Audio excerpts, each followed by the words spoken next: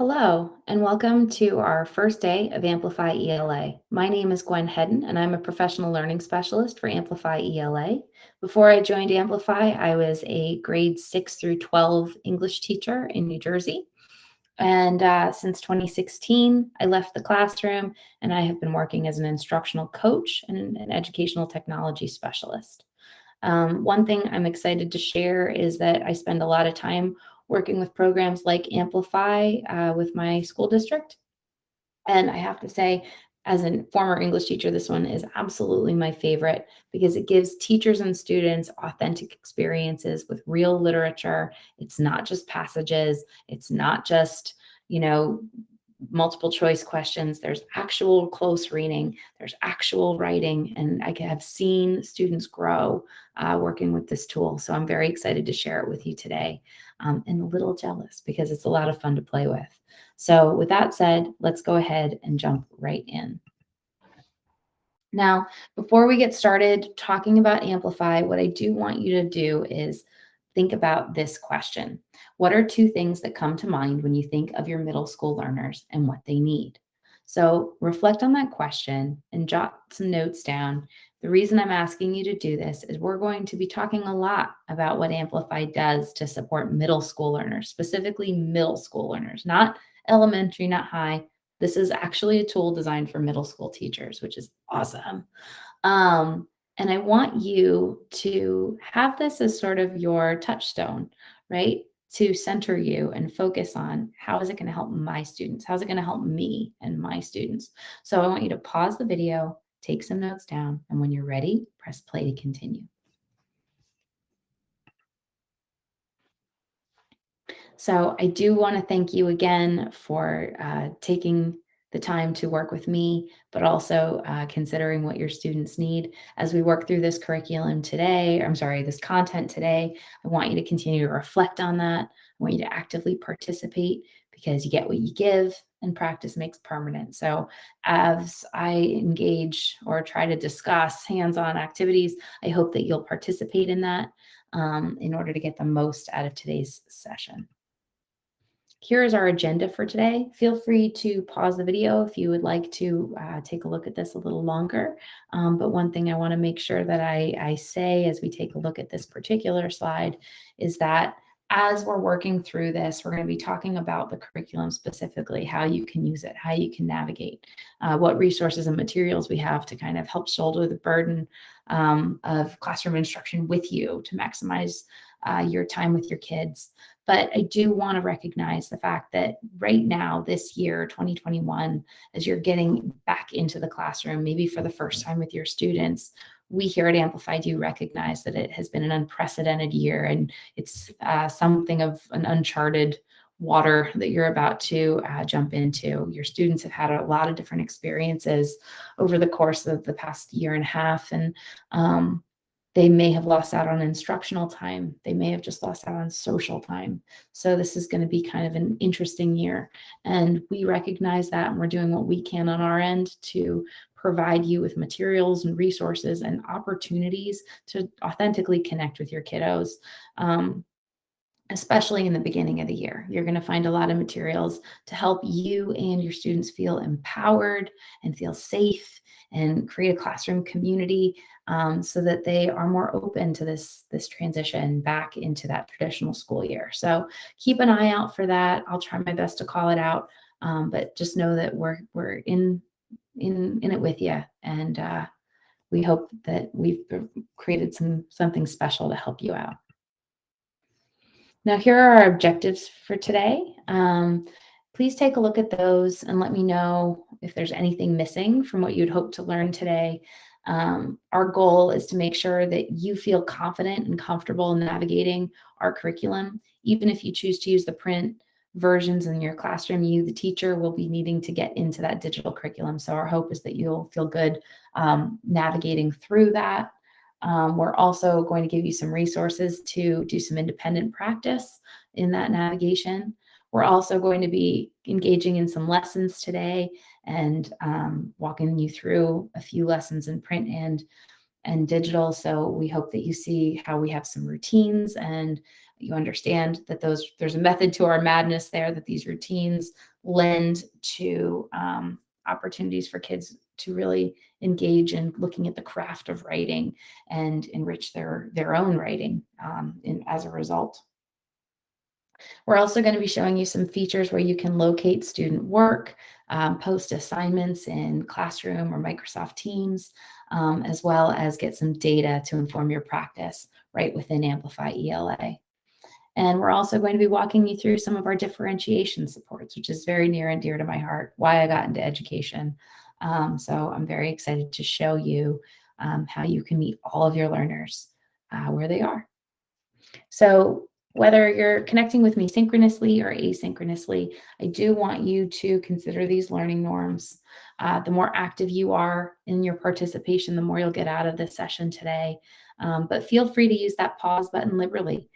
Should you need to take a bio break, stretch your legs, just sort of take a brain break, do that. Trust yourself, because this is going to be sort of a dense session. We're covering quite a bit. So feel free to do that at your leisure.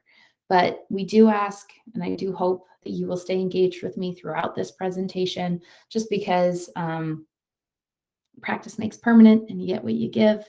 So the more active you are in your engagement, the more meaningful this will be, the more confident and comfortable you'll feel as you try to navigate this on your own and then later on with your students. So we're also going to be providing you with more materials, more resources. I'll be talking about them a little bit in our presentation today. Just know that they're there in case you need them to fall back on after this session is over.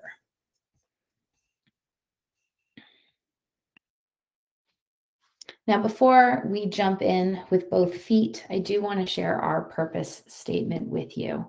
We want to acknowledge that we as an organization are deeply committed to supporting you, our teachers, and we care greatly about making sure that our product is helping you to create engaging and rigorous learning opportunities for your students. We want to make sure that we help you to extend your reach, save you time, and also make sure that you are able to connect with each and every student in a meaningful and authentic way through the data that we're able to gather and the insights we're able to share. We also are going to be providing you with a variety of tools and resources to make sure that your students are all thriving academically through social emotional learning, through a classroom community, through community discussions and collaborations. We want to make sure that our tools do that for you. And we also want to share that our goal is to inspire our students to think deeply, creatively, and for themselves.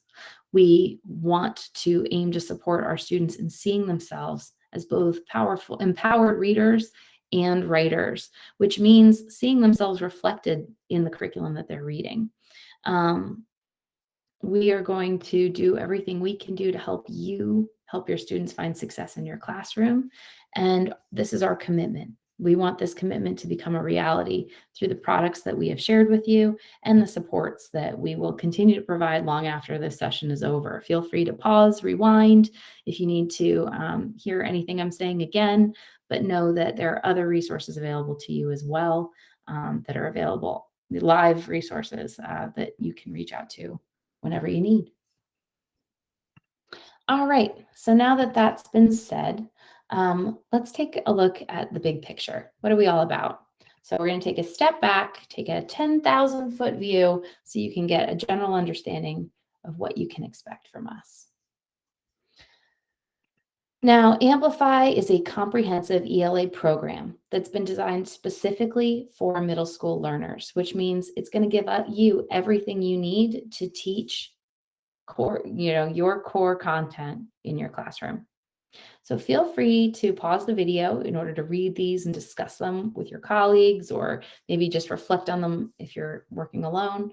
But one thing I'd like you to consider while we're on pause is, as you look at this list, is there anything that's missing? Any major concrete aspect of our job as English educators that is missing? And if not, of these things, what's the most important? What are you the most excited about? What's the most vital to your success as an educator in the ELA classroom. So pause the video, consider those things. When you're ready, press play to continue.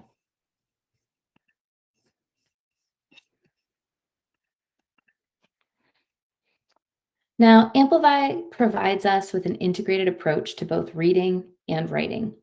In middle school, we feel the focus needs to be on building students into increasingly strategic and critical readers.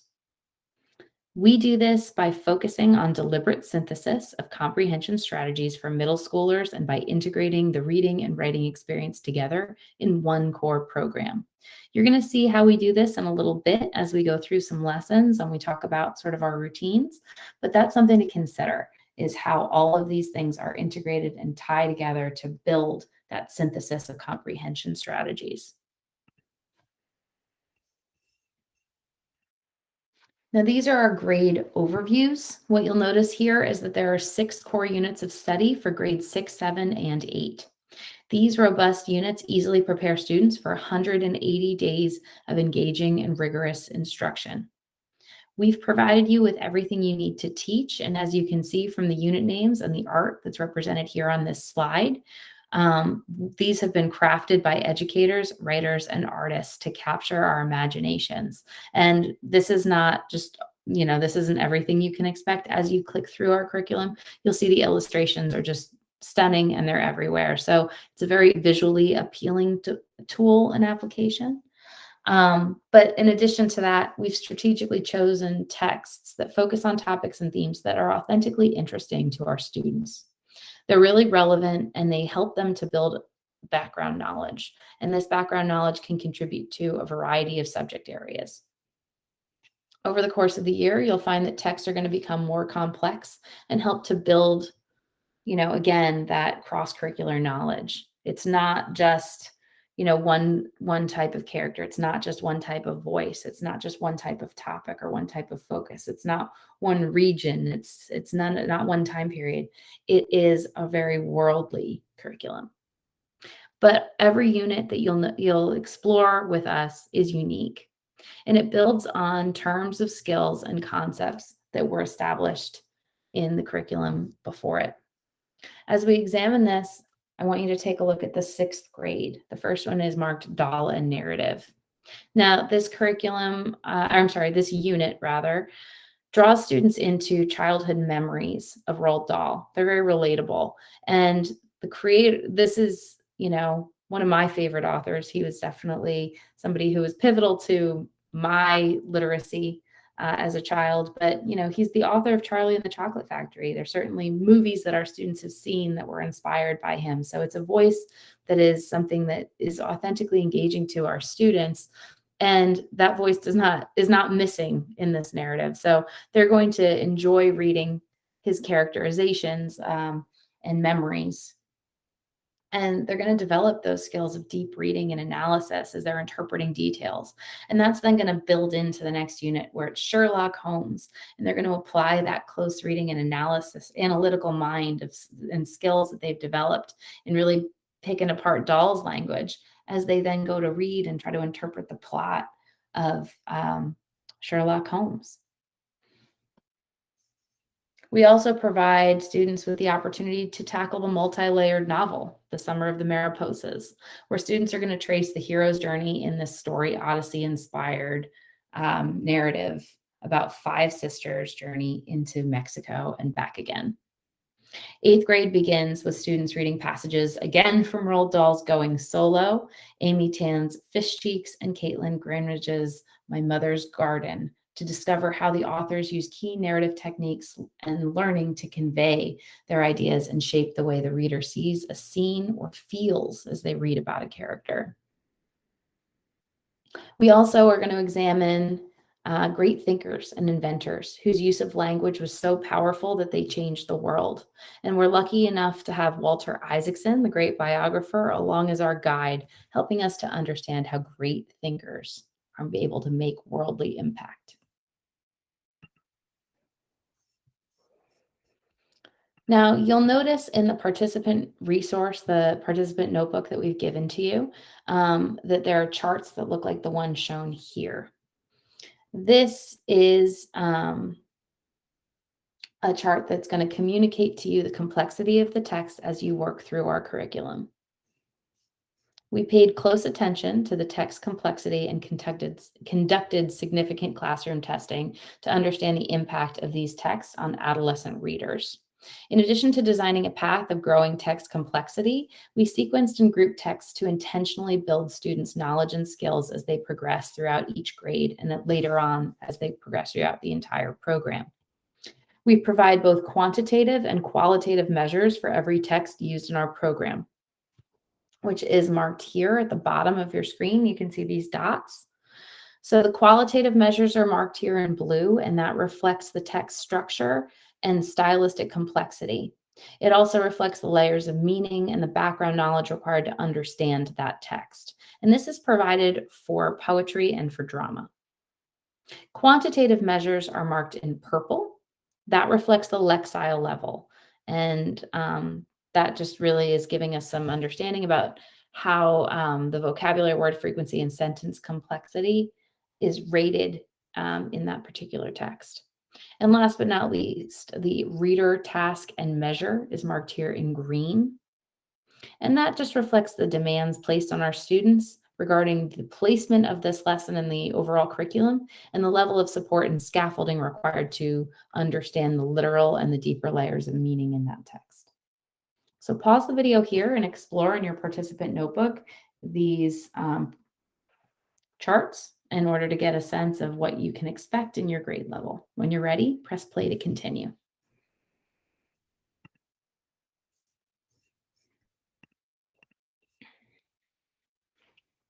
Something else that's great about Amplify is the fact that we offer you a truly blended program. Now, Amplify in and of itself has an amazing digital platform and it can be taught 100% digitally. So if you are lucky enough to have tablets or Chromebooks, you can engage with students in a paperless one-to-one classroom.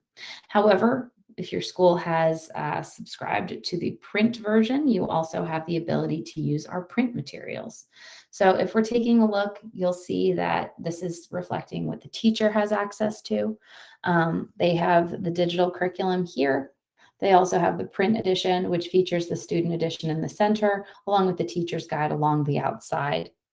Now, if you choose to teach with the print curriculum, you still will need to access the digital curriculum in order to access our vocabulary app, as well as some projections and materials and resources that are available to you to enhance the use of the print materials. So as you can see, we offer projections that can only be accessed from the digital curriculum. Now, something to note is that if you choose to use print or digital, regardless of which modality you want to use, you're going to get the same content 100%. However, if you choose to be in a blended program, the only thing we ask is that you not flip-flop between the two. Of course, we know technology is sometimes not on our side and we have to sort of lean on print when we weren't anticipating it. God knows that happened to me plenty in the classroom. The technology or the Wi-Fi was something I couldn't count on sometimes, and it was good to have something to fall back on. However, the best laid plans of mice and men, we definitely want to make sure that you understand the best practice would be to stay with one modality over the course of a unit. So in DAL, you could do completely digital, and then you could go to print for Sherlock Holmes if you want. The reason why we recommend that is because students become comfortable and confident in their navigation of the platform. So you might lose instructional time as you flip-flop between the two. The other thing is that all the data you collect as the students engage in the digital work, being consistent in one space so you can see the data over time is useful. If you're going back and forth, it might be hard to track. So again, we recommend that you stick with one over the course of a unit.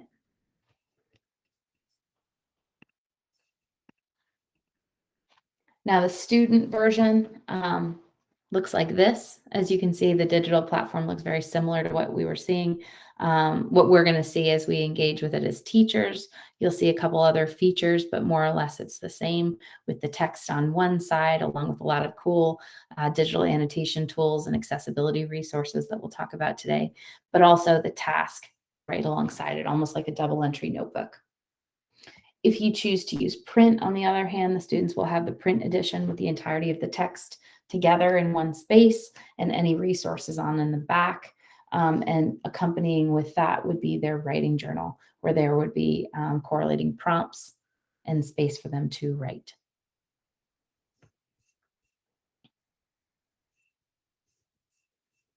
Again, if you look at the print edition here for the student edition, it looks a little bit different. With the teacher edition, the instructional materials and notes would be found on the outside, and the student edition would be here in the center.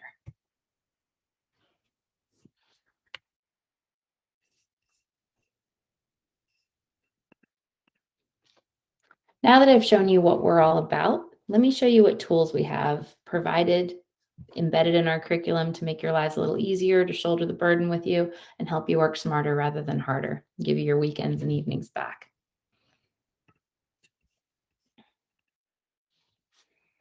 As you can see from this particular slide, we have embedded objectives-based instruction and progress monitoring completely throughout our curriculum.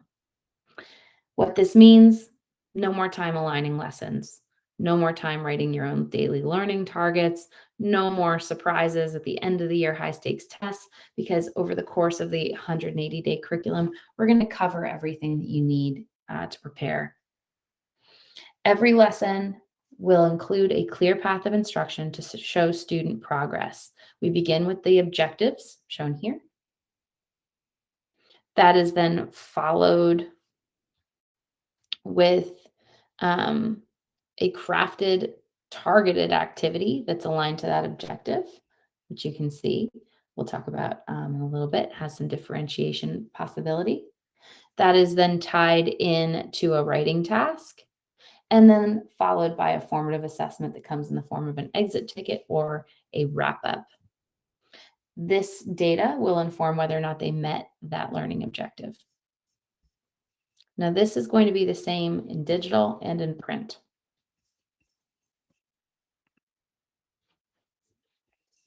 If you choose to use the digital platform, something we can offer you is our auto scoring tool. In addition to our exit tickets, we provide several other ways to track student progress. If students are completing these lessons digitally, all of this will be done for you through this auto scoring tool. However, if students are completing their lessons in print, we will provide you with rubrics and notes and materials to help you in understanding what and how to assess a particular task. Now, if you choose to use the digital curriculum, all student work will be held in one place and you'll be able to see their growth and progress over time. However, if it's in print, you'll need to consult your scoring in order to see all of that data across to see how they're doing over the course of a unit. Now, as you can see here, this reflects 3 lessons. That would be 3 days. So here are 3 days in a row, and you can see how students will engage in reading and writing and a formative assessment. They also have a solo, which is essentially independent work or homework, where they'll be kind of measuring the skills learned in that given lesson and preparing for the following lesson. We'll talk about that in a moment. But as you can see, the data points are reflected here, and that will contribute to these 3 core domains, which are language, reading, and writing. We'll go into more detail later on in the session, but I just wanted to give you some insight into what we were looking at here.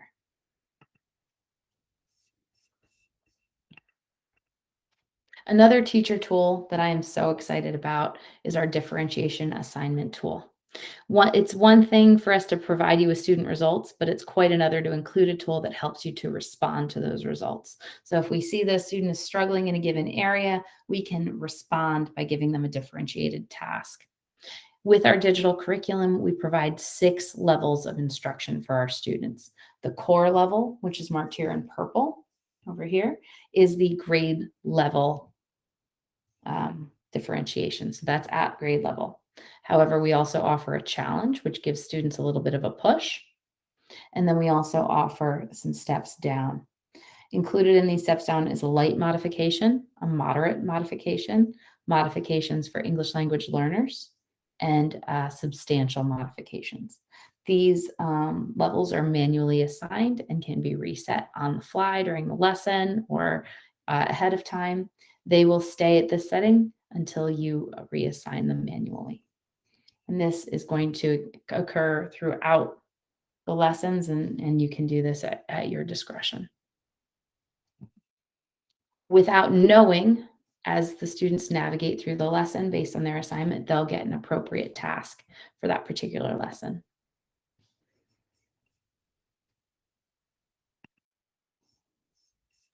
If you choose to use the print, on the other hand, we're going to offer you with two levels, which is ELL, or English Language Learner Developmental, and Moderate. So those are our two modifications available in print. You will need to access our digital curriculum in order to print these modifications out, as they're not existing within the student notebook, but you would be able to generate a copy for them to give them that modification should they need it. These recommendations would be found in the print resource alongside the instructional notes. So if I were to go back to that image of the print materials, excuse me for a moment, you would be able to see what I was talking about. So here is a differentiation task found here. And this is right in the instructor's manual underneath the student copy.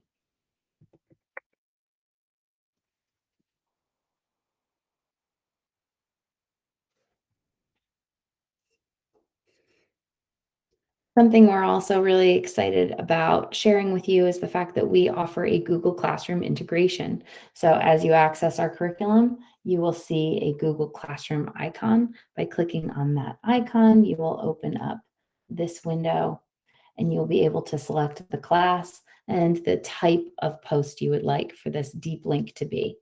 This, if you post as an assignment in Google Classroom, will generate a column in the gradebook. However, if you just post it in the stream or as a classroom material, it will just be a deep link to the Amplify curriculum.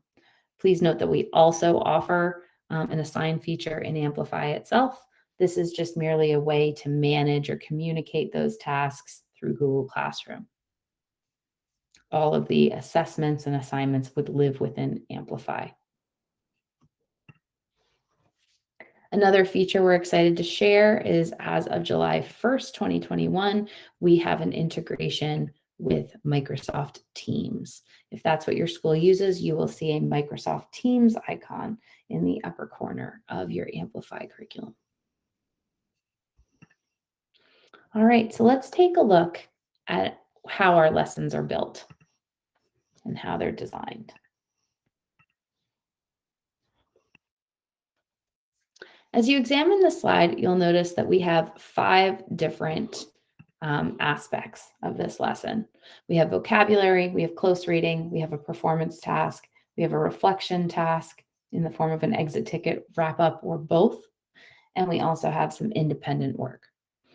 Our lessons are designed to be for a 45-minute block, so if you're in a longer block than that, you should be able to accomplish everything. However, if you're in a 45-minute block, the solo is designed to be, just as it sounds, independent, so it could be your homework assignment. Now, as we take a look at this particular routine, I'm going to walk you through what it looks like each day. Every day, our students begin by engaging with a vocabulary application. They're going to access that directly from the lesson, and the content of that vocabulary application will reflect the words they'll need to work through the text that we'll be examining that day. Once they complete 5 minutes of vocabulary practice, they'll engage in a close reading activity. The close reading activity is a deep dive into a passage that they have read already through independent study. And we'll talk about that in just a minute. So once they get into the close reading, they're not going to necessarily be reading for content or plot. Instead, they're going to be reading for craft. And this close reading activity will guide them as they evaluate the text and think critically about the craft of the writing. These tasks will then lead into a performance task, which often comes in the form of a writing prompt. This is often able to be differentiated to meet the student level. And then it will be followed by an exit ticket, which will measure their success in that given objective for the day. Once the exit ticket and wrap up is completed, students will then engage in some independent reading where they will have a first read of a passage, which will then be used the following day.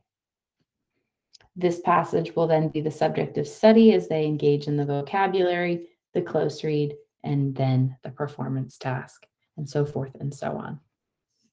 Even though we're going to be following this very clear set routine every single day, there's a lot of variety as the students work through this curriculum. So the close reading task is going to be different every time. The performance task is going to be different every time. It could involve charting evidence, comparing a dramatic reading or an audio file with their text reading. They may be doing some storyboarding, some drag and drop, some polls. They may even get to act out a scene with their classmates. So there's a lot of variety in how the lesson is taught, but it's going to incorporate these things every day.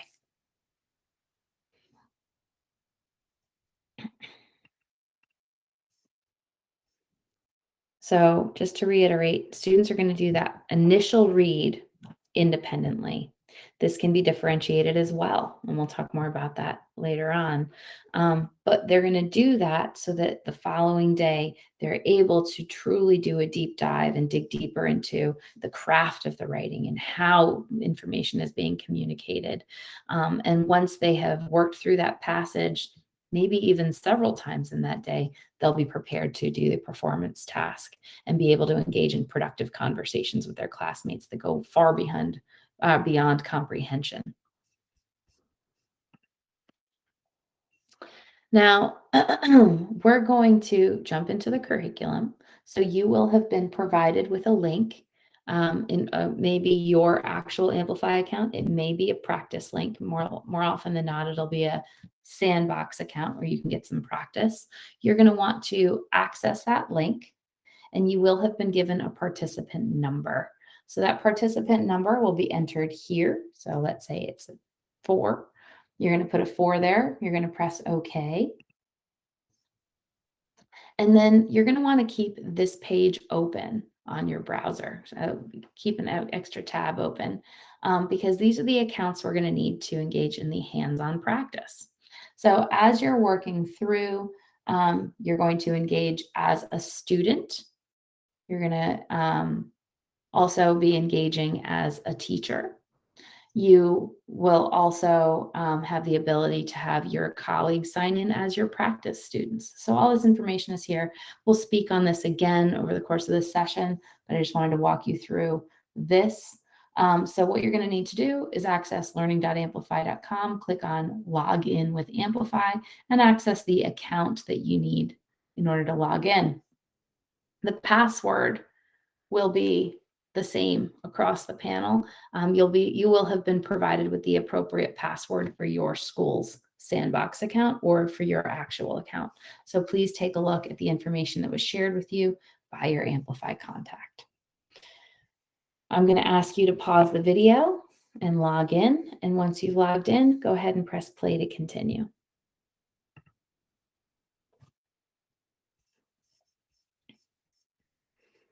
Now, today we are going to be examining Roald Dahl's lesson. We're going to be in Unit 6A, Subunit 3, Lesson 3, using text details in writing.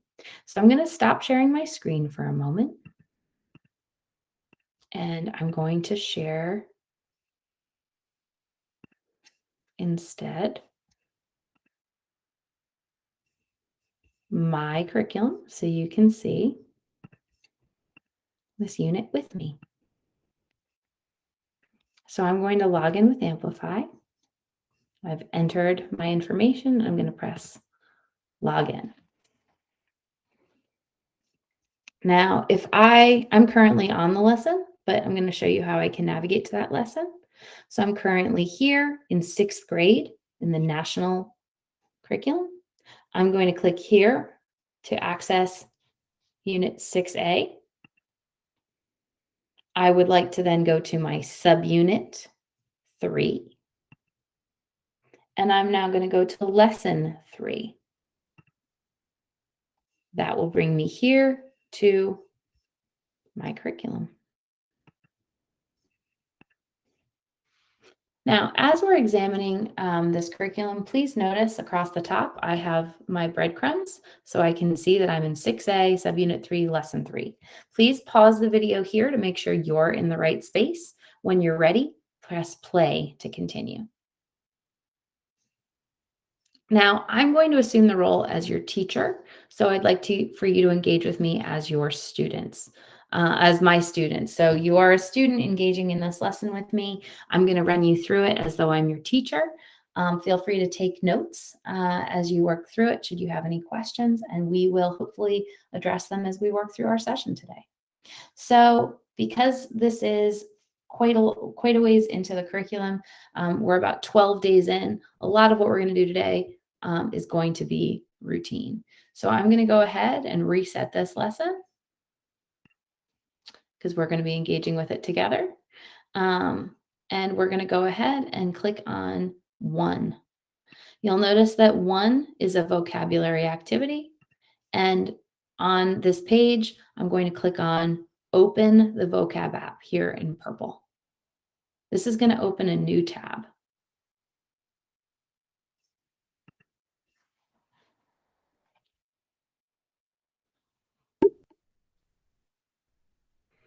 I have a little interactive bubble here. He's going to send me some information. And I am going to click on the word go to engage with these 4 terms, which are relevant to my unit today. Now, if I were teaching this to you digitally, you guys are connected to my lesson, you would all be able to engage with this lesson independently, but know that I could also broadcast this on my smartboard or my projector and have a whole class participation with these 4 terms. I'm going to go ahead and press go.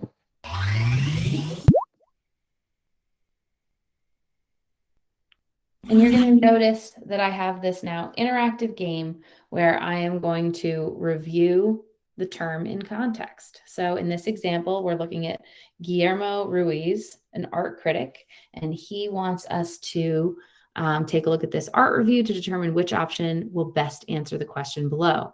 At her art show, this artist placed tiny wooden boats in pools of water. Unfortunately, the pools were really foul. The water was brown and filled with green muck. Because of these disgusting pools, I don't recommend seeing this show. What does Guillermo mean when he says the pools were foul? And I now can make my selection. Notice that even though I was right, I'm being provided with immediate feedback to affirm my submission. When I press continue, I'll see a new card. Now I'm looking at a zombie handbook. You'll notice that this is very different from the previous screen we were looking at, and the text locations are different. This is meant to keep students' eyes moving so they're not just repetitively clicking in the same space on the screen, but actually authentically engaging with the prompt at hand. So as you can see, I am now reading chapter 13, going out in public. It is important to enter public spaces calmly and naturally. In grocery stores, for example, wander casually down your favorite aisles, lightly swinging your arms and whistle if you want. Ignore the people screaming in terror of you. And I'm going to go ahead and look and see. And I think I'm going to select this one. Now I answered that incorrectly, but again, you'll notice I'm going to get that immediate feedback, which is going to give me some correction. So as I move on, I now know the real meaning of the word casually. We recommend students engage with this for about 5 minutes. We are seeing the same prompt again, but often students may see many different prompts over the course of their interaction with this application. Now I'm just clicking through it quickly just to demonstrate the student experience. So now I'm not with the zombies. Now I'm looking at this one. From a monkey to a whale, I wish I could visit you in your environment, but I can only survive on land. Too bad I can't come see you in your natural habitat. The ocean sounds like a nice place to call home. I'll just have to imagine what it's like to be in your surroundings. So I hope that this is showing you how students are have to, really authentically evaluate those cards in order to do it correctly, and they're given that correct feedback. You'll notice I also, as a student, can access my staff. All right. Now, I mentioned earlier, this is in a separate tab. I can continue to engage with this, go back home, and you can see that based on my level of success, I've been given new words. All right, so that is the vocabulary app. Again, we only recommend students engage with this for about 5 minutes. I'm going to now navigate back to my curriculum and share that tab instead. And we're going to go ahead and skip activity 2. This is reviewing your homework from last night, but you guys didn't do your homework last night because I gave you the night off. So we're going to go ahead and just jump right in to activity 3.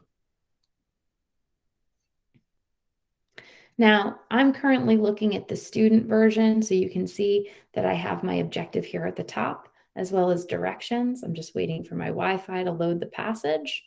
But something I want to draw your eye to is the fact that I have this instructional guide, which is going to give me my lesson plan and prompts here that I can hide to access the student version again. So our goal is to identify which details they notice most in a description of a character and make an interpretation of the character based on that detail. Our directions are going to be to closely reread our passage. Remember, we read this for homework last night and just reviewed it again in activity 2. So we're going to reread the passage again, and we're going to consider the precise details that Dahl is using in his description of Miss Pratchett. So I'm going to go ahead and read this to you guys first. Feel free to access any of our accessibility features as I am reading this to you. Remember that you can have it read to you again. If you want to hear it again, you have this audio feature. You also have the ability to click here for the reveal words to get some context of words that you may not be familiar with. If you want, you can also highlight any precise details you want while I'm reading. For instance, I could highlight that she was a small, skinny old hag with a mustache on her upper lip and a mouth as sour as a green gooseberry. And you have a highlight feature and an annotation feature right here. Okay, so I'm going to go ahead and highlight that aspect of it just to review, and I can also take a note. This is a precise detail. All right, so I'm going to go ahead and start reading the passage. Feel free to highlight and annotate any precise details you notice. The bicycle and the sweet shop. Her name was Miss Pratchett.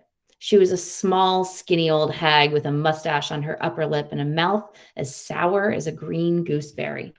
She never smiled. She never welcomed us when we went in. And the only time she spoke were when she said things like, "I'm watching you, so keep your thieving fingers off them chocolates." Or, "I don't want you in here, just look around. Either you forks out or you gets out." But by far, the most loathsome thing about Miss Pratchett was the filth that clung around her. Her apron was gray and greasy. Her blouse had bits of breakfast all over it. Toast crumbs and tea stains and splotches of dried egg yolk. It was her hands, however, that disturbed us the most. They were disgusting. They were black with dirt and grime. They looked as though they had been putting lumps of coal on the fire all day long. And do not forget, please, that it was these very hands and fingers that she plunged into the sweet jars when we asked for a pennyworth of treacle toffee or wine gums or nut clusters or whatever. There were precious few health laws in those days, and nobody, least of all Miss Pratchett, ever thought of using that little shovel for getting out the sweets as they do today. The mere sight of her grimy right hand with its black fingernails digging an ounce of chocolate fudge out of a jar would have caused a starving tramp to go running from the shop. But not us. Sweets were our lifeblood. We would have put up with far worse than that to get them. So we simply stood and watched in sullen silence while this disgusting old woman stirred around inside the jars with her foul fingers. The other thing we hated Miss Pratchett for was her meanness. Unless you spent a whole sixpence all in one go, she wouldn't give you a bag. Instead, you got your sweets twisted up in a small piece of newspaper, which she tore off of a pile of old daily mirrors lying on the counter. So I'm going to ask you to pause the video and review the passage I just read to you. I want you to highlight at least 2 precise details. And I'd like you to use the yellow highlighter for the best detail that you find. So I'm going to do this one because I think that's pretty specific. Now, you can also press the audio to play. Her name was Mrs. Pratchett.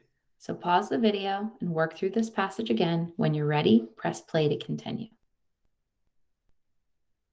Now that we've evaluated the passage, I'm going to ask you to press the 2 to continue on with the next task. Now remember, we're looking for what you're noticing the most in a description of this character. And I want you to make an interpretation of the character based on those details. So we're going to be going back and looking at this passage again. And I want you to look for a word or a phrase or a sentence that paints the most vivid picture. Now, maybe you've already highlighted it. Maybe there's another one that you think is more vivid, that makes you really be able to visualize Miss Pratchett. And I'd like you to use a different color highlighter. So I'm going to go ahead and find the passage that I think is the most vivid. There we go. I'm going to highlight it and I'm going to click on it again. You'll notice that now the word highlight has changed to color, and I can click there, and I want you to use the orange highlighter to find that most vivid passage, word, or phrase. Once you've done that, you're going to write right here, what is the one idea you have about the type of person Miss Pratchett is when you read that part? How would you describe her to someone else? So I'm going to say that she was careless about her appearance and did not seem to care about being clean or presentable for workplace. This makes me think she didn't want to have any customers in her shop. All right, so I'd like you to work through the passage, complete the task of highlighting in orange the most vivid detail and completing this. When you're ready, press play to continue. Now I'm going to go ahead and hand this in. You'll notice that now it's changed to next activity, and we are now here for activity 4. Now we just read this passage and we were taking a look at the most vivid detail about who Miss Pratchett is and what she looks like. So now as we're taking a look at this passage, I want to now think a little bit deeper about these details. Now, when authors are trying to paint a picture for us, they use 2 different strategies. They can either show us what somebody looks like, or they can tell us what somebody looks like. So now our definition of what it means to tell somebody is to use an adjective, an adverb, or an explanation that tells the reader directly the feeling of or ideas about a character, setting, or topic. So if I'm looking here, I want to find something where Dahl is coming out and just saying it. She was a horror, right? The woman who owned it was a horror. He's being very direct here and telling us this. I'm going to go ahead and highlight that. My highlighter is a little slow today. But there's also times where Dahl is showing us something. And when you're showing somebody through writing, you're going to use details and precise verbs, and you're going to paint the picture with words. Okay, so when I come down here and I see she was a small, skinny old hag with a mustache on her upper lip and a mouth as sour as a green gooseberry. He's being direct in the beginning, but then he's saying that her mouth is as sour as a green gooseberry. I doubt Dahl's saying that it was sour like it tasted sour to him. He certainly wasn't giving her a kiss, right? But it looks sour. It looks like she just sucked on a lemon or a green gooseberry, which must be very sour. So he's showing us, right? He's being indirect. So we have two strategies, telling and showing.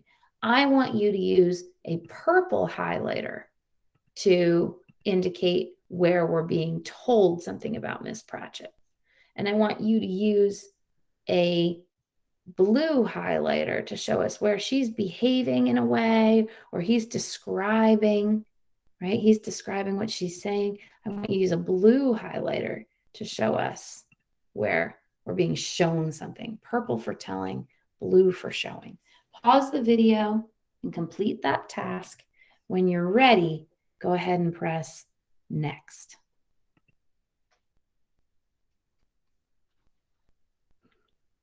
Okay, so now we have some pretty cool annotations. We've been color coding our annotations.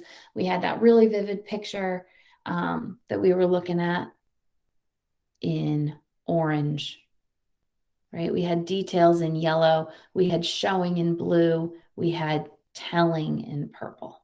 So we have some examples already in our passage. And at this point, we're going to look at our annotations, or feel free to continue looking in this passage for more examples. We're going to reread the description of Miss Pratchett and highlight 3 additional details that show what she looks like, what she says, and what she does. So let's use our green highlighter. What does she look like? Well, she never smiles. She never walks, never welcomed us when we went in. Those aren't things she looks like and what she says, but that is what she does. So I'm going to go ahead and highlight that. And I'm going to change the color to green. Just going to wait for that to process over. And it says what she says. She's saying these things. So I'm going to change this to green too. All right, so now we're looking in our passage and we're finding those green examples. What does she look like? What does she say? What is she doing? Oh, those green, greasy hands. Blech. Let's highlight that too. All right. Now that I'm going to ask you to pause the video and, make sure you find those green annotations. And when you're ready, press play. We're going to engage in these polls. Now, with our annotations, with having reread that passage, I want you to consider, do the highlights to the annotations that you found, these additional details, support your idea about the type of person Miss Pratchett is, or give you a different idea? So I had said she doesn't really care about her appearance and she doesn't look good. She doesn't look professional. I don't think she wants people there. These new details are making me feel that even more. So I'm going to say that they support my idea. But if you feel like you're learning something new or you're getting different insights, feel free to say the new details I highlighted give me a different idea. Okay, and I'm going to come up here. I can click here on my poll and I'm waiting for you guys to respond, but I'll be able to see my class results right here once you guys post your results. Now I'm just going to keep my eye up here on my student status just to see how you guys are doing. I want to see how you're doing here, and I'll be able to track your progress from this screen. All right, so I'm going to ask you to pause the video now, and when you're ready, press play. All right, now I'm going to ask you to consider your annotations, consider whether or not what you responded with the poll, if these new details support your idea or give you a different idea. And I want you to then answer, what is What is it that you're getting from this passage? What is it that you're understanding about Miss Pratchett? So it appears from these additional details that Mrs. Pratchett is a disgusting, mean, and careless woman. She does not want these children in her shop, and she makes them feel very unwelcome every time they come in. All right, now I'm going to go ahead and press save and continue to move on.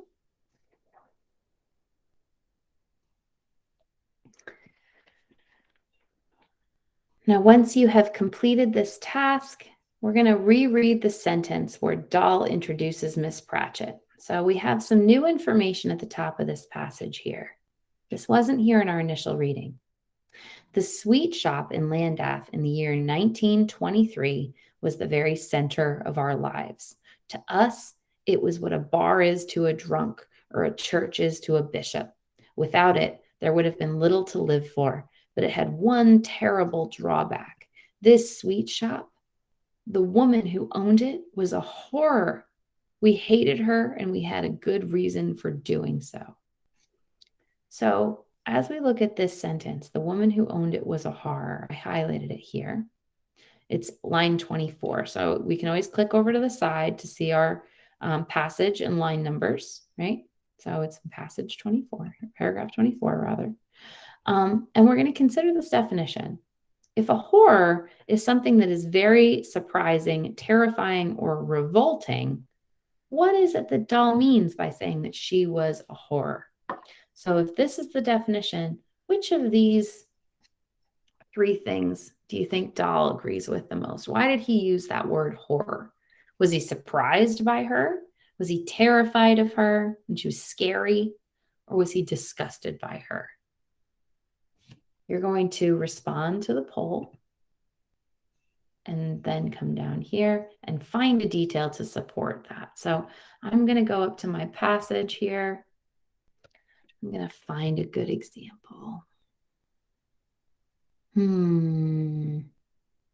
It was her hands, however, that disturbed us most. They were disgusting. They were black with dirt and grime. They looked as though they'd been putting lumps of coal on the fire all day long. I'm going to keep going down all the way down to the bottom. All right. Now we've been using the highlight and the annotation feature, the note feature. There's also a copy feature. So I'm going to copy that passage and I'm going to paste it right here by clicking Command V on my Mac. Now, what line number is it? I can check here. I can come back and click. That's paragraph 26. So I am going to treat this like a passage. I'm going to put my paragraph number there. And now I have the question, how does Dahl's choice of details help you understand what it means by horror? I'm going to answer this question. He paints a very vivid picture of Miss Pratchett in this passage by describing her appearance, her dress, her behavior, and most of all, her hands.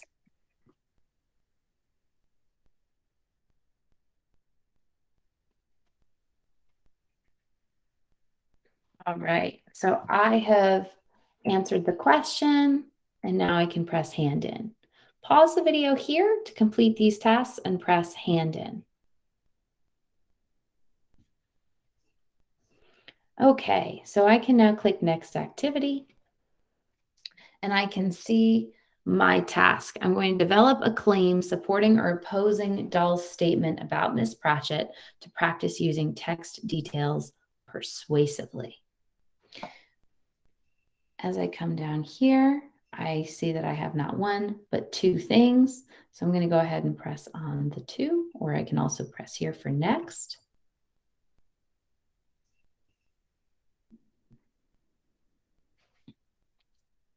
And you can see that my passage is loading. You're going to notice that all my annotations, all my highlights, all my notes are going to come over here over the course of my lesson. All the notes we've been taking are right here for my reference as I'm completing the task.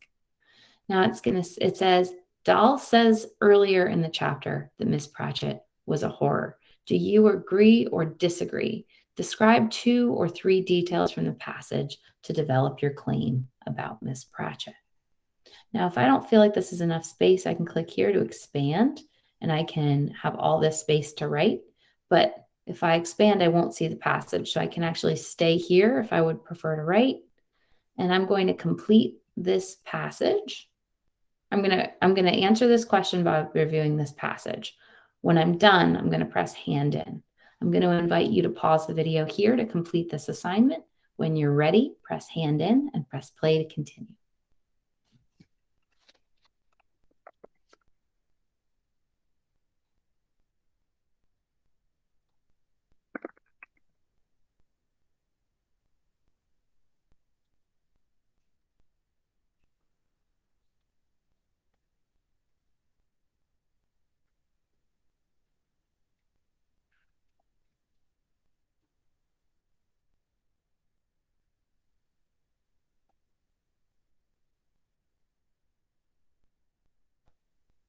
Okay. So now at this point, class, we have all written our response to the prompt. So I'm going to ask you to take a look at this slide in order to consider any of these 4 response starters for writing about text. You're going to have these here on card 1. And if you look at card 2, you're going to see your written response along with your annotations. So I'm going to ask you to work with a partner to share your writing. And as the peer, I would like you to listen to your partner, and I would like you to use any of these response starters to give them some constructive feedback. And then you're going to swap. So pause the video here to work with your partner and share what you wrote and respond using these response starters. Once everyone has shared and gotten feedback, press play to continue.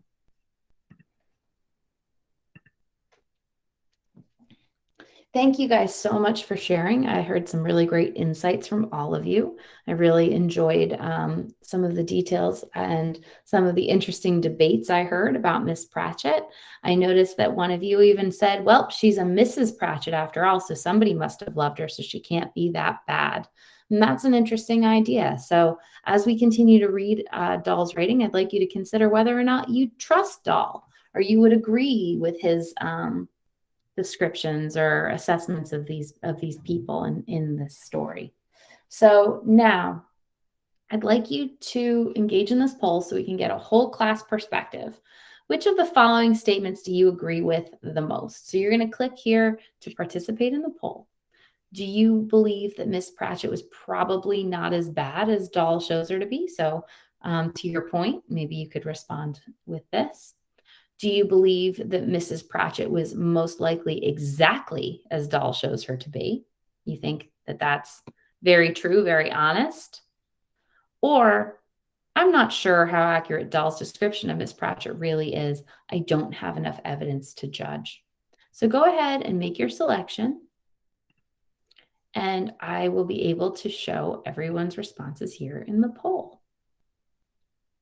Okay, so once you respond, the poll will be here. I'm going to go back to my student view. I'm going to check to see how you're doing. Great. Once you've completed the poll, go ahead and press hand in.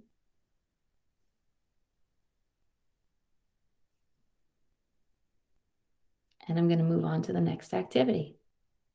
So now each of us is going to be doing this on our own. We're going to be reading this passage, and we're going to be doing the same thing that we just did with the word horror.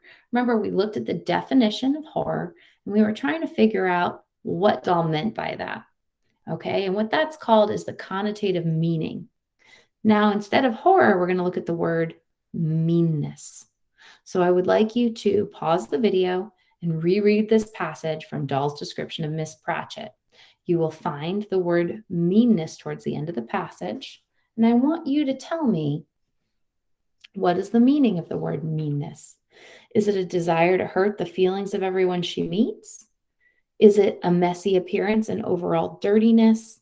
Is it a generally unpleasant and stingy attitude? Or is it a hilarious ability to be sarcastic? So remember, meanness is right here. There it is.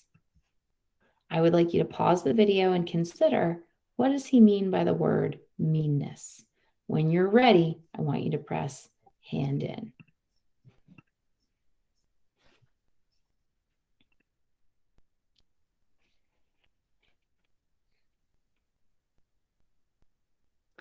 All right, so at this point, we're ready for our solo assignment. You guys are going to be doing this for homework. We're going to be reading the next passage in Boy called The Great Mouse Plot, and you're going to be answering some questions that require you to pay close attention to details, just like we did today in class. So you're going to read The Great Mouse Plot, and you're going to highlight and annotate this passage and answer the questions. You'll notice that you have quite a few buttons down here. 1, 2, 3, 4, 5, 6. And if I keep going, there are 8. So over the course of your homework assignment, you're going to complete 8 tasks, and we're going to use this for tomorrow. For extra credit, if you would like to hand in the challenge writing assignment, you can. It's right here. This is an option, and you need to hand that in by the end of the week. Okay, and that is an option. All right. So I'm going to stop sharing my screen, and I'd like you to pause the video now, and I'd like you to reflect on what you saw in this lesson that was beneficial. What were some things you liked? What were some things you might have questions about? I'd like you to pause the video now, talk amongst yourselves, or maybe reflect and take some notes, maybe rewind the video a little bit, explore that lesson again on your own. When you're ready, go ahead and press play, and we'll do a deeper dive into the facets of that lesson.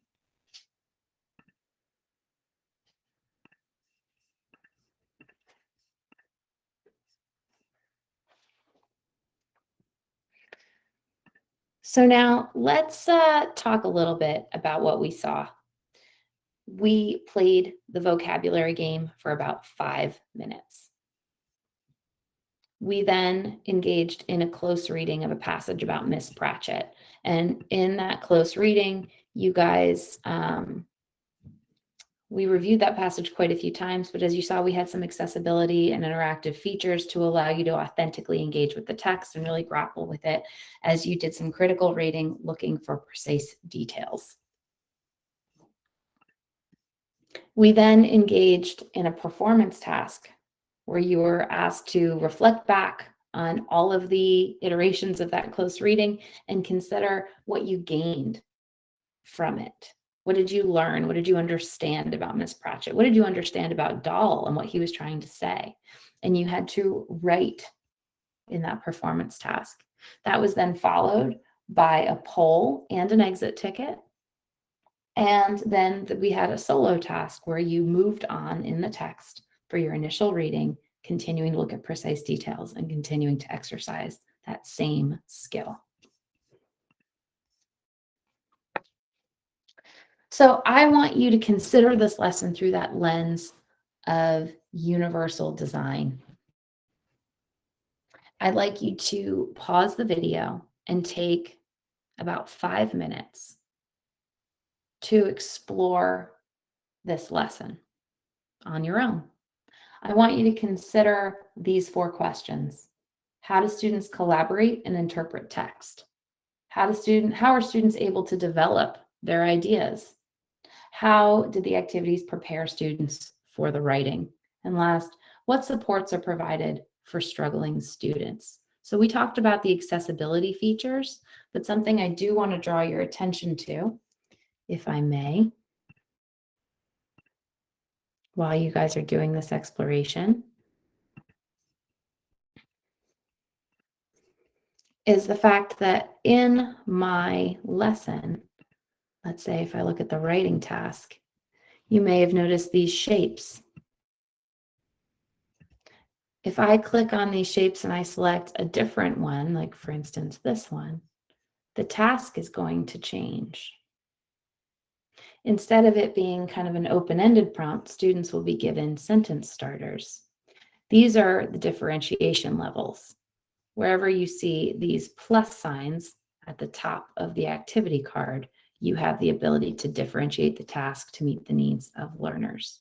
So if I were to go back, I could see sort of a whole class preview by clicking on any of these shapes, but I also could go here to differentiation to assign any of my students to my levels. And we'll do a deeper dive of this later on, but notice as you guys are reflecting and looking back on this lesson that I had the power to do that in the independent, in the review of the homework, in the solo, in the writing task,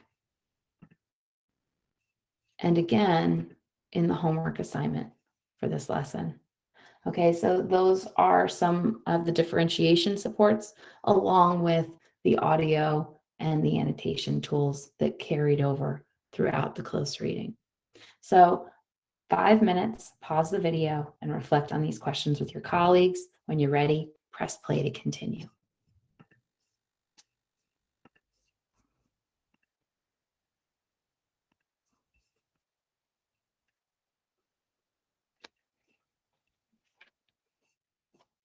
And here are those questions again in case you needed them for your discussion.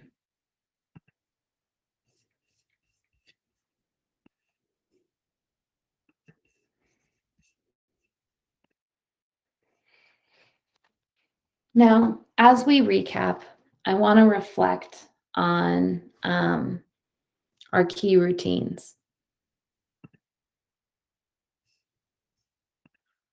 As we're taking a look at this lesson, you're going to notice how the structure that we talked about, that kind of general structure, is going to be consistent for every lesson. So as you examine that kind of concept of vocab, close reading, performance task writing, and then exit ticket or wrap up reflection solo, if that's our routine that we're going to follow every time, you'll see that we have this gradual release, or we have engaging read alouds, we have independent reading. Students can use their headphones and listen to the text. And then we also have some video performances and dramatic readings by actors and authors.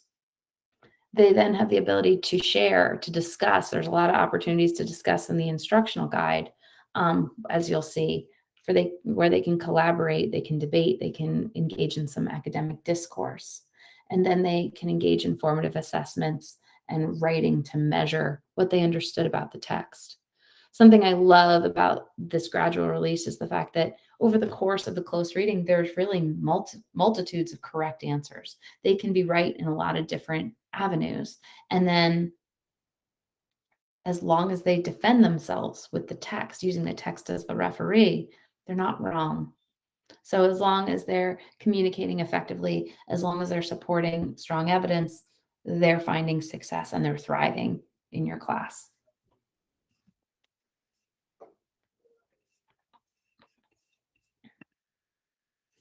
I'm going to bring this slide back up again now that we've seen a lesson for us to really talk about that integration. Again, we're working on building our students into increasingly more and more strategic and critical readers over the course of our 6th, 7th, and 8th grade curriculum. We are focusing on the deliberate synthesis of comprehension strategies for middle schoolers and by integrating the reading and writing experience together in one core program. Middle school students are largely moving away from skill building, but we're not quite ready in the middle school level to jump into things like identifying the theme of a whole novel or pointing at motifs. So what we do is we give them passages, little snapshots to work through and really understand and build on, so that over the course of time, they'll be able to look back on the unit and say, this was the theme, this was the concept, because they're becoming critical readers in the smaller, minute passages. By asking students to highlight, to discuss, to collaborate, to focus on distinct details, distinct skills, very specific aspects of the text. We're helping them to build up that ability to larger synthesis questions of comprehension so that they can work up to an entire novel and speak articulately and intelligently about what they read because they've developed those muscles over time.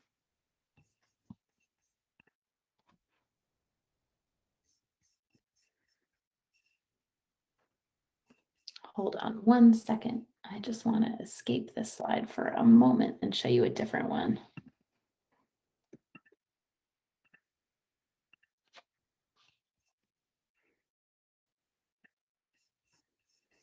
All right, let me get back into that slide. Okay. Now, as we're examining these instructional ties, remember that we have embedded our instruction to align with our objectives.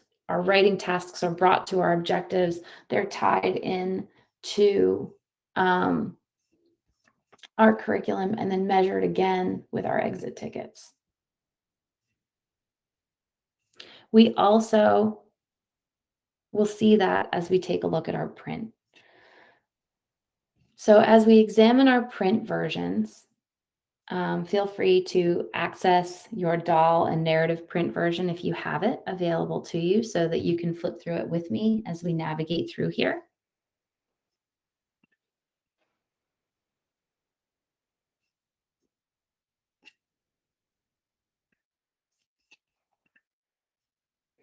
You'll see that we have our novel, or we have our text, and we have our writing journal. Our students are going to complete all of their written responses in the writing journals, not just the writing prompts. You can see in this slide here that these are the same types of questions that you responded to in the digital model lesson.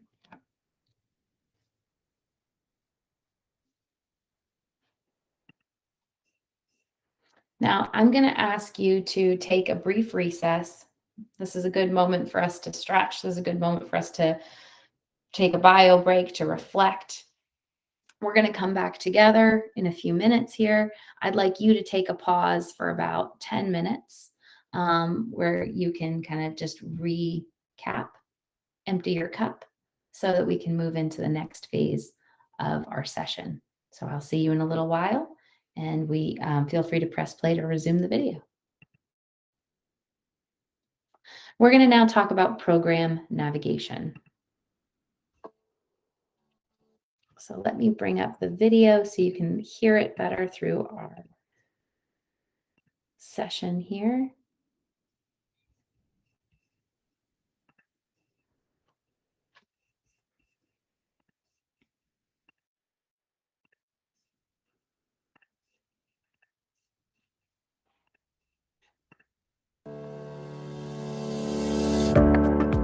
Welcome to Amplify ELA. This video will walk you through some of the features of the print materials in the curriculum. First, you'll want to check out the table of contents and make a note of the icon key here. Before you begin each lesson, you can preview the writing prompt and review the standards that the lesson will cover. The focus standard, highlighted in orange, is the primary standard the lesson is designed to teach. Students will encounter other standards in black in the lesson as well. The subunit preparation checklist provides a high-level view of additional prep work you may need to complete prior to teaching each lesson. And it indicates where it would be advantageous for students to access a device if available.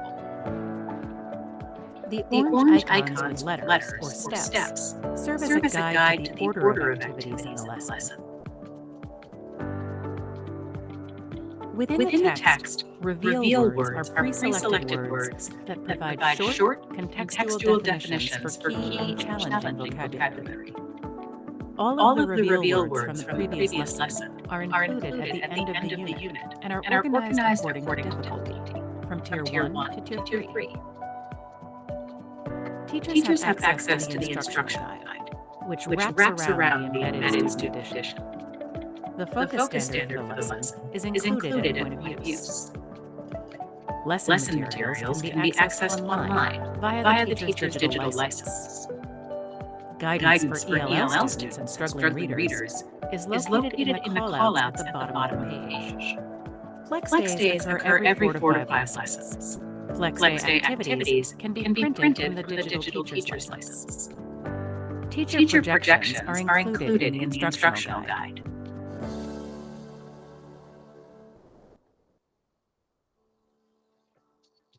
Welcome to Amplify ELA. This video will walk you through some of the features of the print materials in the curriculum. First, you'll want to check out the table of contents and make a note of the icon.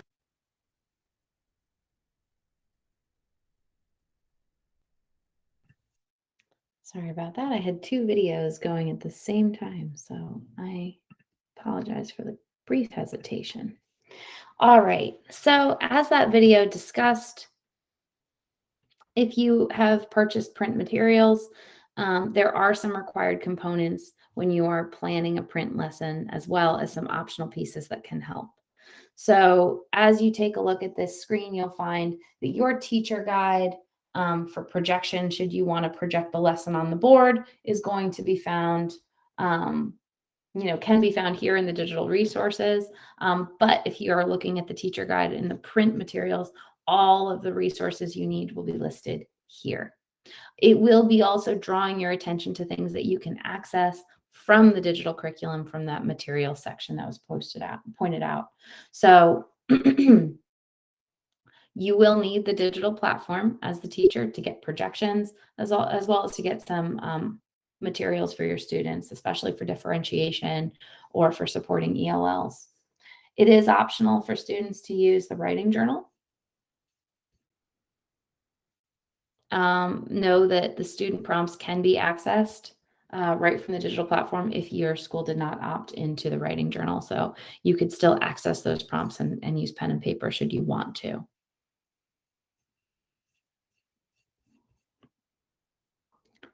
Please note that you aren't going to need the student edition because it is included here in your teacher guide. So you'll be able to see what they can see right in the center of your text. You will need to access, as you can see here from this particular slide, your materials right here in the lesson brief on the digital platform. There are also optional materials listed there as well.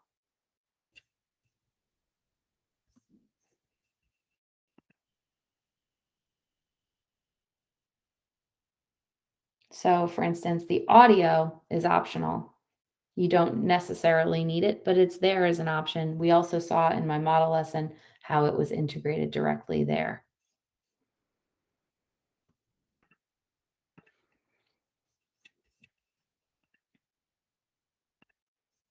When you're teaching with print, you're going to see something that looks like this. This is an example of an 8th grade lesson. Notice at the bottom of this page, the lesson materials indicate that I will play audio for my students, right? So I want to play the tables turned audio in the materials. It's labeled right there. It also notes that I need to access these digital materials from the lesson brief page of lesson 1 while teaching in my classroom. Whether I be on-site or remote, I'm going to need to access this material to teach in print. Also, these areas help to identify all that can be accessed on this page of the digital curriculum. So by looking at the print resource, I'm getting a preview of what I could access or find if I were to open the digital curriculum or broadcast on my smartboard, allow my students to access it on the digital platform. If I'm working in a print hybrid scenario, students will be directed to read these passages on their own.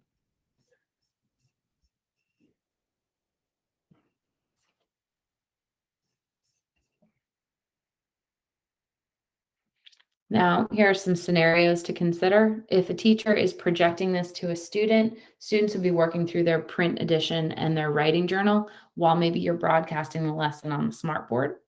If you were in a remote situation, you would use your screen sharing through Meet or Zoom or whatever you're using to show the lesson brief page and access those materials to broadcast to your students while they're working on their print editions at home.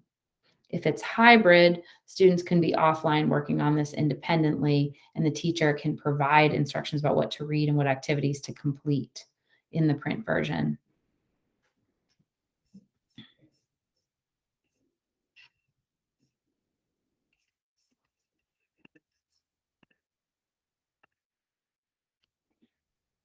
Notice that there's also differentiation recommendations, and that'll identify what you need to find from the material section to print.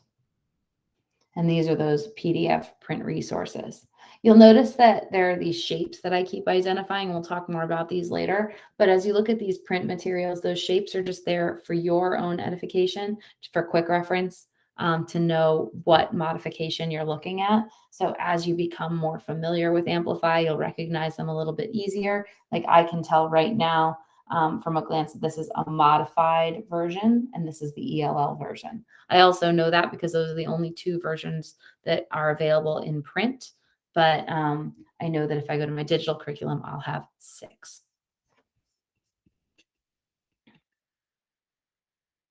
So we're now going to switch. Before we were logged in as students. Now we're going to log in as teachers. So you're going to go back to that tab that we spoke about earlier. You entered your assigned number, and you're going to now look at your your teacher account, which you'll start with TR. And you will then access that account. It's the same password and log in with Amplify so that you'll see the teacher version.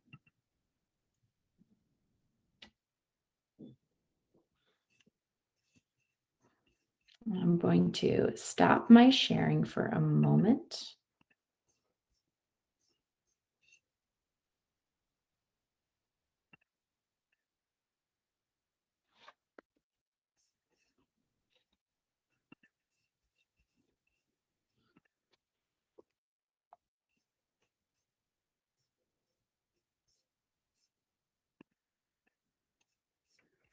And I'm going to open up my new presentation. Hold on, please bear with me for a moment.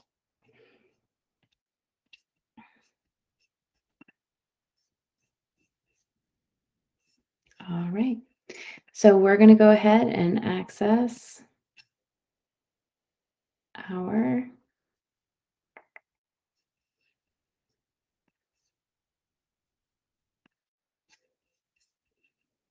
video here. Now this is going to show you how we're going to navigate digitally. We're going to use this as a preview, and then we're going to do it together.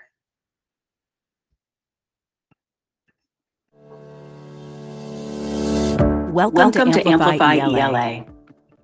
The first time you open the curriculum, you will be brought to a screen that shows all the units for a particular grade. Once you've been using the curriculum, you'll be brought to the point in the lesson where you left off during the previous class. The drop-down menu here allows you to easily switch to different grade levels. We are going to explore a 6th grade unit today. This page shows you the course overview and all the units that are available for 6th grade. Once you go into a unit, you will see all the subunits that are in the unit. Subunits are most often organized by text. And the last two are almost always an essay and an end-of-unit reading assessment. In this section, you will see information about the unit as a whole, reading and writing assignments, assessments, apps, differentiation, teacher references, and materials for the unit. Each of these sections open up to provide more detailed information. For example, the unit overview will give you big picture information about the unit, including the skills, texts, and any additional information that will help you teach this unit. When you open a subunit, you will see all of the lessons in the subunit. The subunit overview will give you specific information about this subunit, such as why the text was chosen and main goals of the subunit. The lesson brief gives you specific information on how to prepare for and teach the lesson, including the objectives, standards, embedded differentiation, and tips for additional ways to differentiate for various learners. Across the top, you will see the lesson map, which shows the different activities in the lesson. You may need to click this arrow to see the rest of the lesson map. Let's look at a specific activity now. This icon here is the instructional guide for the teacher. When you open it, you will see information about how to teach this activity. A place for you to write any notes for yourself, and the standards associated with the activity. This shows that there are two cards or parts in this activity. When you see this icon, it means that the activity has been differentiated for different types of learners. You can also see that an activity is differentiated by the plus icon on the lesson map. This shows the different levels that are available for this activity. You can click on any of these to see what supports are provided in a particular level. Click here to assign different levels to specific students. This icon allows you to assign specific activities in Google Classroom. It will show up as an exact link to this spot in the curriculum, so students can easily find the assignment.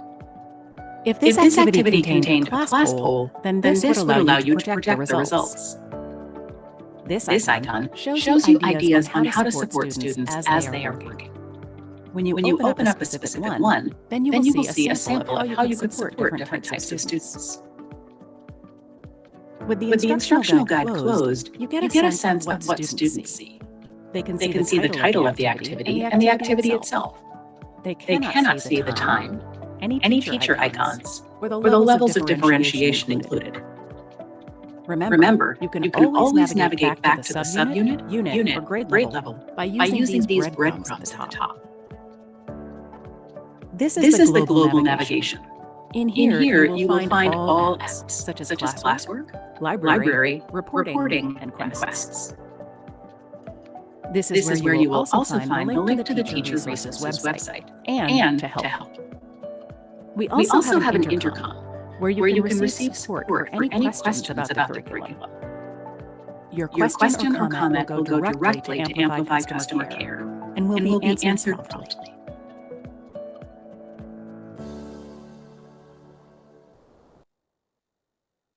Introducing Assign in Amplify.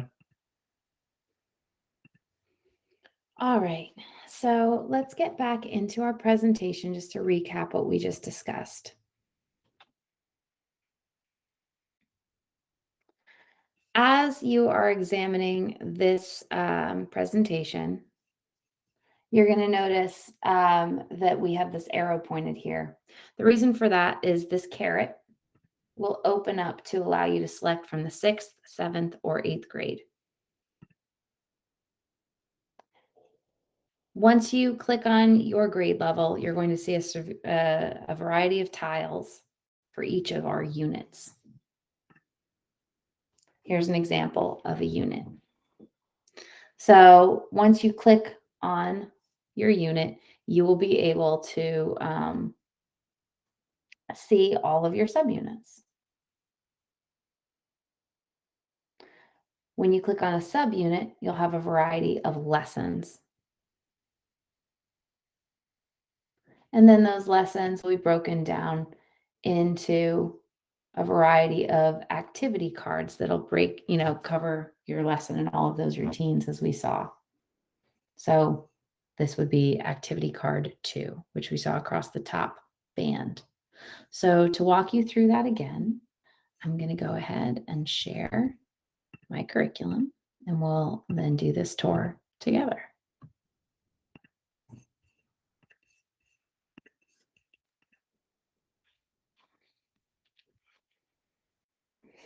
All right.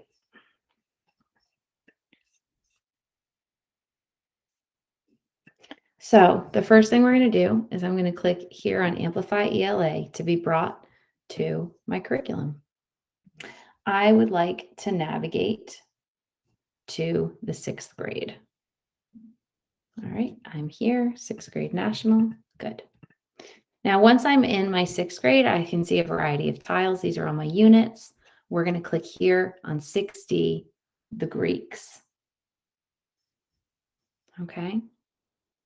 Now, the 6th grade has 9 units. You're going to see that here. As I click now on the Greeks, I'd like you to consider how many subunits there are. Can anybody tell me how many subunits there are? You're correct. There are 5 subunits. And the last subunit is called the Greeks Unit Reading Assessment. Each subunit revolves around one text or assignment. Each unit will end with a summative writing task and a summative reading assessment. So here we can see this is my Greeks reading assessment, and I also have a writing task with an essay. If I click on subunit 2, Odysseus, I will see my lesson cards.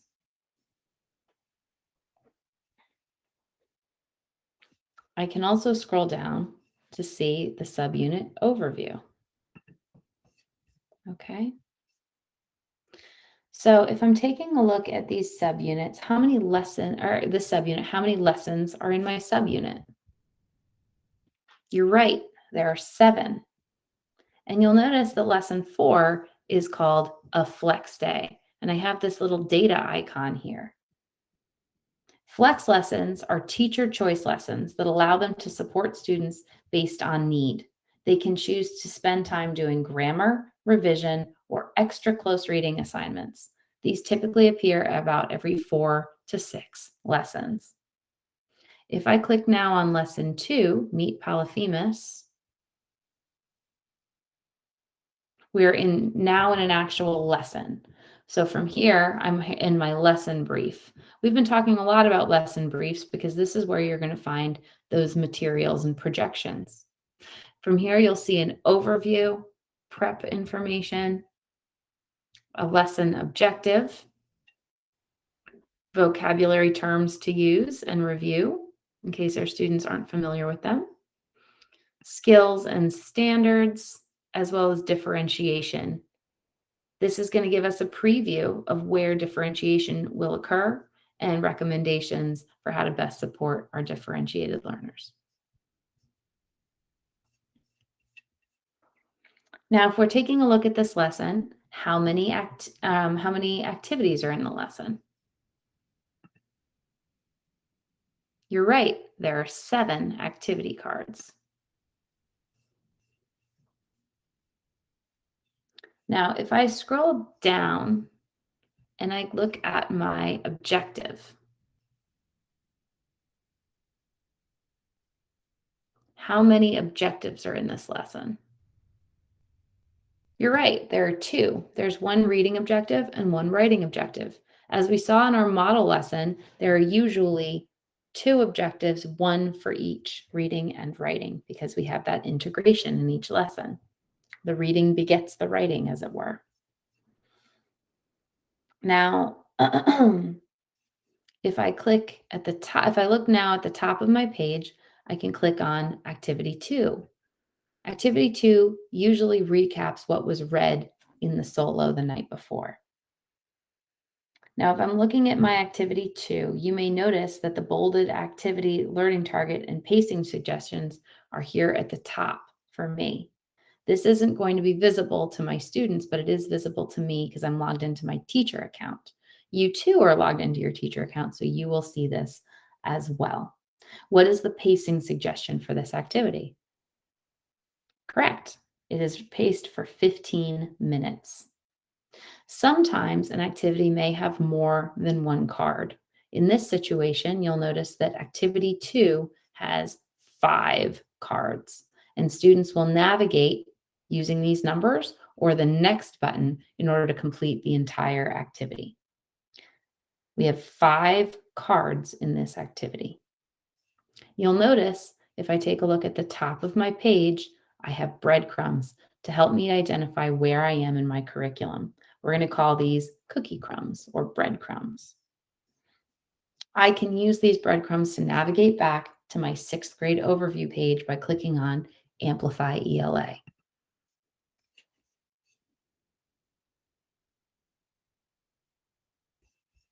Now I'm going to invite you to do some hands-on exploration. In your information from your Amplify contact, you will have received a Google form. I'll go ahead and access the link here for us.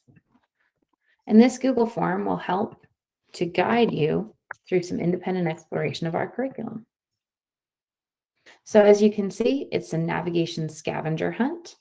You will need to provide your email and first and last name and school district, and you'll actually be navigating throughout our curriculum for 6th, 7th, and 8th grade. You will get a copy of your responses. I'm going to invite you to complete this task. This is a bit of a game, as it's a bit of a race. So as you explore our navigation scavenger hunt, I'm going to give you 10 minutes. Are you ready? Press pause and go. I'll see you in 10 minutes.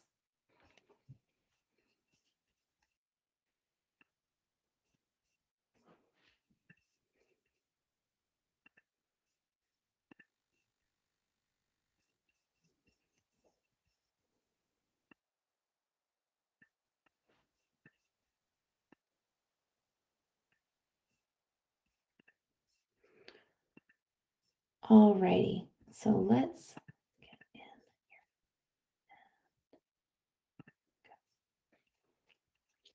I'm going to go ahead and share my screen to recap some things that you may have noticed in your exploration. I'm going to get in here. Okay.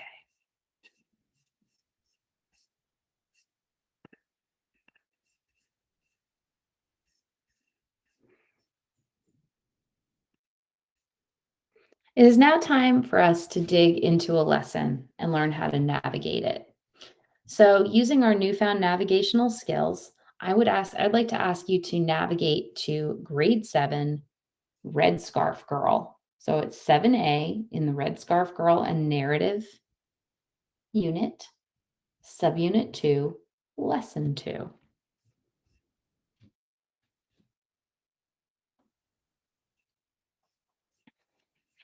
Now, as you take a look at this page that I'm sharing with you, you're going to notice a few landmarks. The first one I want to draw your attention to is this one. It's not very exciting. It's grayed out and it's just a variety of shapes, but you'll notice the term underneath is differentiation.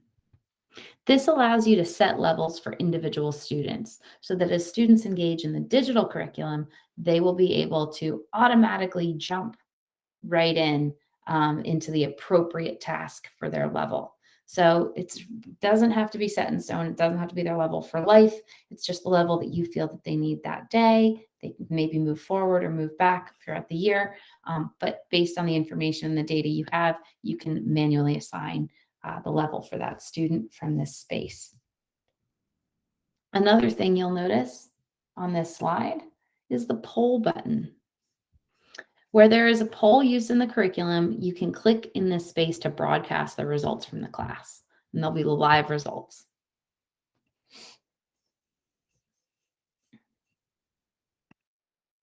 You also see there an instructional guide icon, which will reveal your teacher guide for that particular lesson and activity. So for instance, I'm currently showing you the writing activity, and you can see the instructional guide here. In addition to the instructional notes and discussion points and time recommendations, you're also going to see a space for my notes, and you can even see information about any objectives or standards.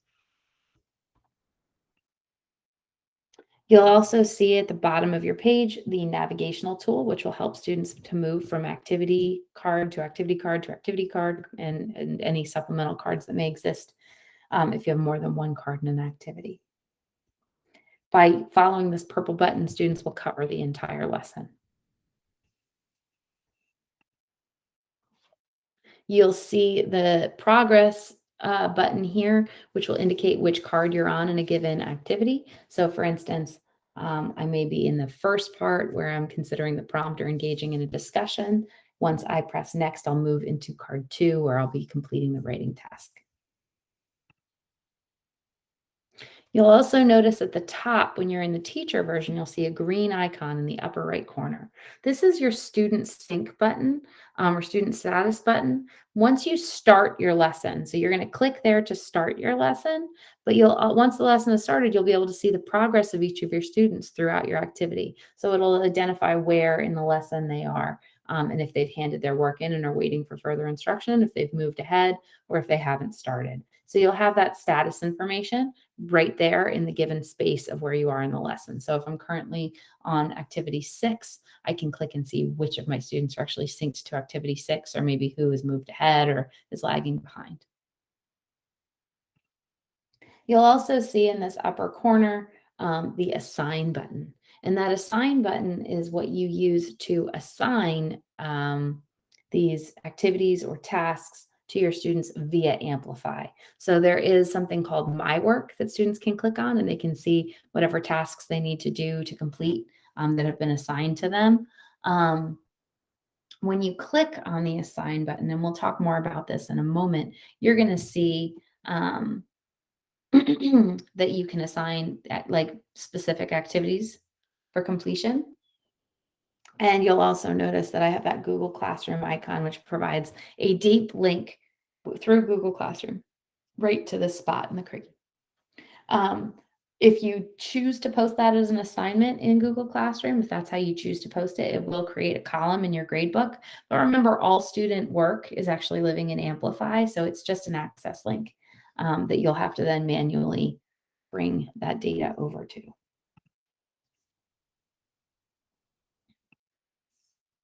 So let's talk about this assign feature. I'm going to go ahead and jump into that video now.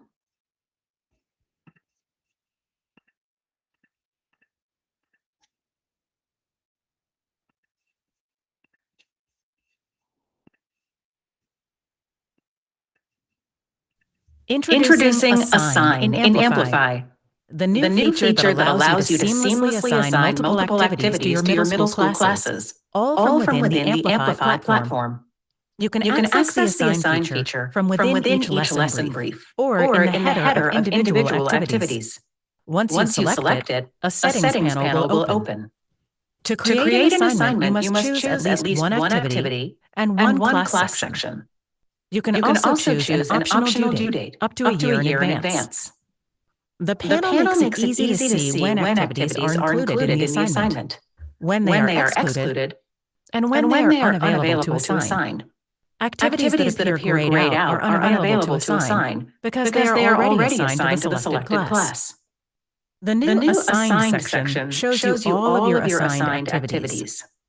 Select the assignment to edit or unassign it. If you select Edit, the panel will reopen with your previous settings. For students, the Assign feature makes it easy to keep track of assignments that are new, completed, or missing. Students will see yellow assigned labels in the lesson map and will be alerted to newly assigned activities in their notification bell. They can select the assignment and work on it from there. Or they can visit My Work for a complete list of assignments. The newest assignments appear at the top. Students can work on and hand in each activity within My Work as well.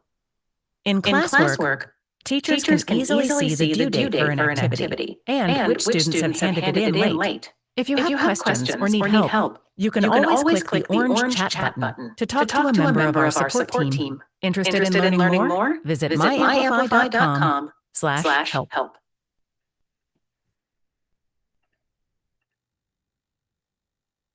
All right, so let's jump into our curriculum so we can take a look at that.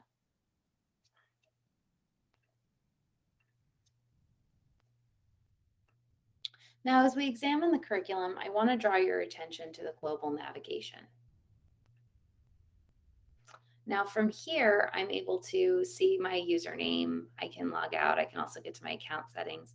And underneath, I will have access to any of the services that my school has subscribed to. So as you can see, I have quite a few because I'm a professional learning specialist. You will see ELA. Now, as I go down, I have a variety of tools here. So from this global navigation or the hamburger, this is where we come to find all of the apps, all of the tools, and all of the features outside of the actual curriculum itself. We're going to take a look at a lot of these later on, and there's also a list of these available in your participant notebook. But as you open this menu, you're going to be able to scroll all the way down to the bottom where you're going to see actual resources. I'm scrolling through all the cool apps and tools available through our Amplify platform. And now I will be able to get to my additional resources. Another tab is going to open when I access these ELA resources. And from here, you're going to see sort of a walkthrough of a lot of the topics that we've discussed today, as well as support contact information and some other social networks you can connect with to learn more about Amplify. So from here, you'll find steppers for how to get started, how to engage in onboarding, what the pre-launch checklist is, as well as some resources about our pedagogy, our text selection, social emotional learning supports, our cultural responsive pedagogy, and other materials to support instruction, hybrid and remote learning, how we assess, how we differentiate. If you want to learn more about our differentiation techniques, as well as our models, they are all here for you. So this is just a really great place to know about. So I wanted just to draw your attention to this as something that you can fall back on, as it's going to recap a lot of what we've talked about here, or what we've talked about and will continue to talk about throughout this presentation. I'm going to ask you to navigate your way back to the ELA curriculum. But in addition to these resources, you'll also find that the global navigation provides you with our reporting tool, which is where we're going to find our data. We have a spotlight tool, which is going to spotlight insights about our students, which students are thriving, which students might need more support, maybe which students might need a shout out or a direct comment or some feedback. You'll also find our library. You'll find our various quests and apps, as well as our vocab app. Remember that we want our students to access the app from the lesson itself so that the text is relevant. By accessing the vocab app from this space, you wouldn't be getting as specific a set of vocabulary. So that's something to keep in mind. We also have access to the application Quill, which is a writing tool that's partnered with us. So from here, you can access Quill to just navigate through here to find it. And we also have, in addition to those ELA resources, we have our professional learning website, which provides additional materials. At the bottom of this screen, you'll see the bear. That's our help icon. And all of this can be accessed here from Global Nav.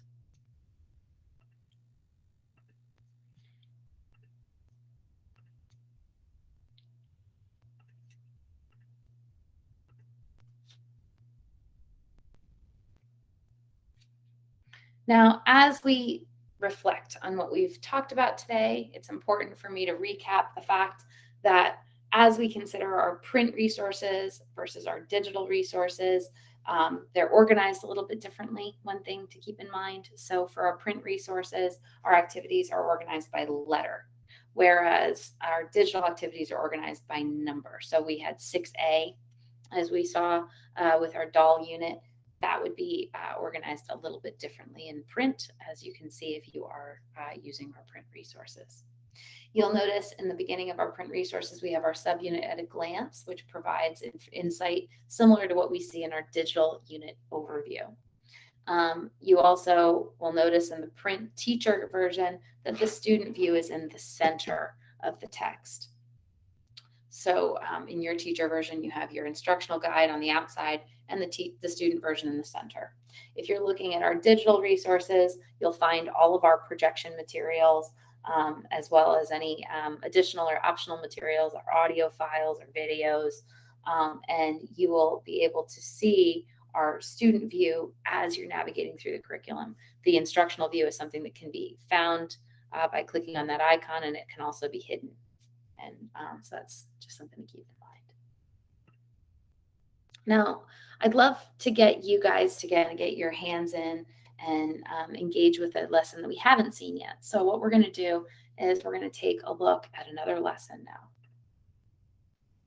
So before we get started in this hands-on investigation of a new lesson, I would like to encourage you to find a colleague. So if you're working through this video on your own, pause it now, find a colleague that you can partner with so that you'll be able to see the you'll be able to kind of see the student experience alongside of your teacher experience, and you can flip roles.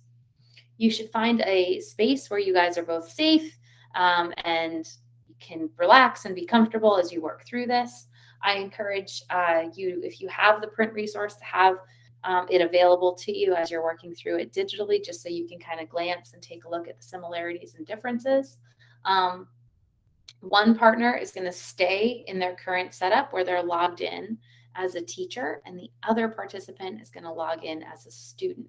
Now, the teacher will find in that login page, that tab that you have on your computer, their student login information. So let me go ahead and show you that slide. Remember, you're going to access with your number, and this area here is where you're going to see your student logins. The passwords are all the same. You can have up to 2 students logged in using these usernames. So if you're in a group of 3, you can do that. And then what we're going to do is we're going to kind of take turns playing the student role and the teacher role. So the lesson that I would like to explore with you today is this one, 7A Subunit 3, Lesson 1. Now, I know you might be thinking to yourself, I'm an 8th grade teacher. We looked at a 6th grade lesson. Now it's a 7th. Will we see an 8th grade lesson? No. Today we're looking at 2 pretty typical lessons. They're both A lessons. They're narrative lessons. They're in the beginning. These are foundational units that help to establish that close, careful, critical reading. So now that you kind of know what to expect, you've seen the 6th grade lesson, we're going to take a look at a 7th grade lesson. And these are pretty typical lessons of what you can expect in our curriculum. So you're going to navigate again to 7A, Subunit 3, Lesson 1, and you're going to practice teaching. So we recommend, again, if you have the print resource available, that you have both of them nearby so you can kind of take a look at those together. However, if you just have the print resource or just the digital resource, use what you have at your disposal.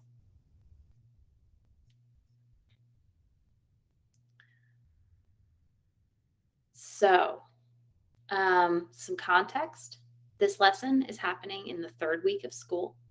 This is the first text-based unit that students will encounter. So it's going to be, a little bit more teacher-centric because it is the first unit. There, I don't believe, are any flex days in this unit. So this is something where the teacher is going to kind of be following along and guiding students through it to establish these routines and, coach students through the context of the text. So what we're going to do is we're going to start off with the vocabulary app. So we're going to participate with the vocabulary practice page in your participant notebook. So you're going to flip through your participant notebook. You'll notice that there is a page that says vocabulary. I'm going to go ahead and just broadcast it for you so you can see it. Let me find it here. Okay.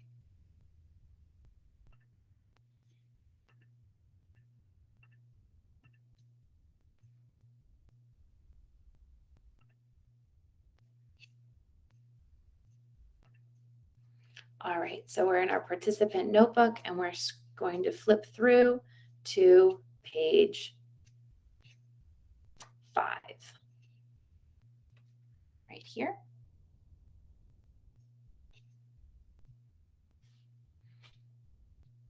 So the student is going to navigate their computer or navigate through their computer at the teacher's direction. The teachers are going to now ask the students to log in to the vocabulary app and complete the student and teacher tasks. You can see that they're guided here in our instructional guide, our participant notebook. So I'd like you to keep these two questions in mind. Why is this important? Which skills are addressed in this activity? All right, we're going to be working through this together for, let me see, 10 minutes. Or I'm sorry, you guys are going to be working through this for 5 minutes. So pause the video now and work through this together for 5 minutes. When you're ready, press play to continue.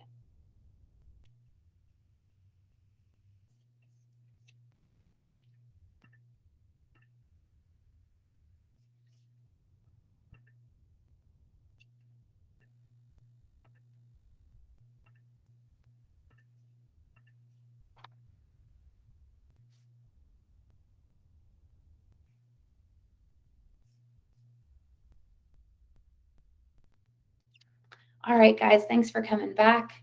Now, vocabulary app is what we're going to begin with for every lesson.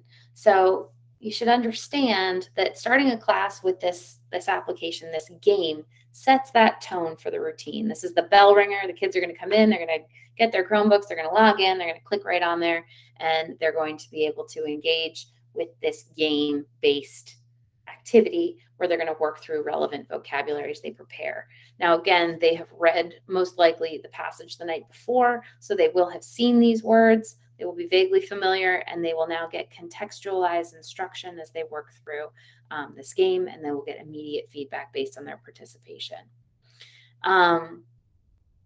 Now, as you explored this tool, you may have noticed that there are context clues, there are word parts, there's reference materials to help you to determine the meaning of words. You also may have noticed figurative language and word relationships to help students develop that independence of working through a passage and figuring out what it means and being able to comprehend what they're being asked to read. Again, we recommend that this activity lasts for about 5 minutes. And again, even though you can find the vocabulary application in your global navigation, we only want students to access this directly from the lesson itself so they have those relevant words. So this app, you'll find it beginning in Unit A, Subunit 3 for 6th and 7th grade, and in Subunit 2 for 8th grade.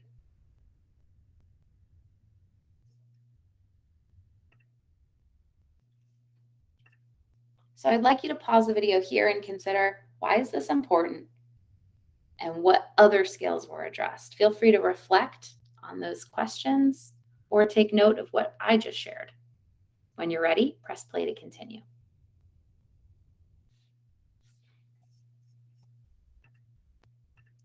While we're on the topic of vocabulary, I want to make sure to draw your attention to the fact that we also provide PDFs for every unit that provide direct instruction for vocabulary. So if you take a look at this slide, we're looking at Red Scarf Girl in the lesson overview, and under materials, you'll see 3 vocabulary resources: context clues, dictionary skills, and work that word.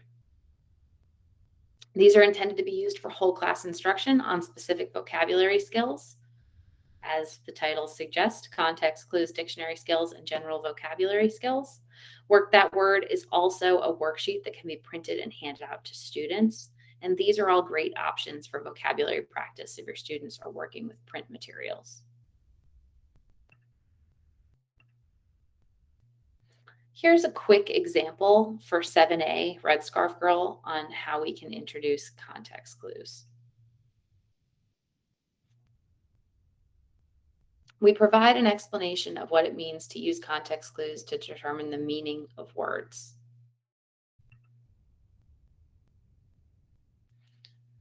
Then we explain why you would want to do this as a reader. The why part is particularly important for middle school students.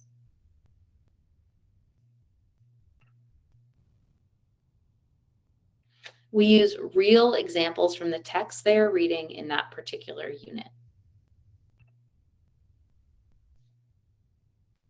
Then the instruction would go through how to use each of these steps one at a time.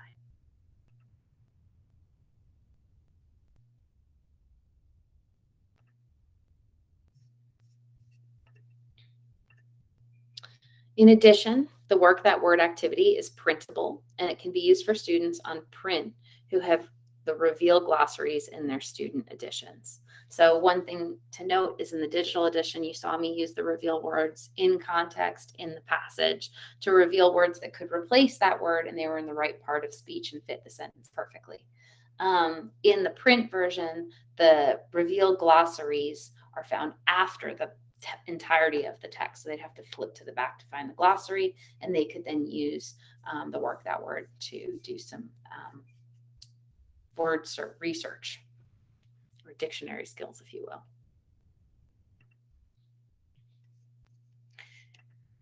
Now you can use the vocab app as whole class. So if you choose to use print, you could project this on a smart board or on your projector, Promethean panel, whatever you're using. So I could use this as an instructional moment to have the students come up, touch the board, play with the game, depending, of course, on safety, making sure everyone's socially distanced and safe. So these things can be projected, and you could then get some, whole class data on how the students did. And the students could, be taking note of these terms in their vocabulary or in their writing journal.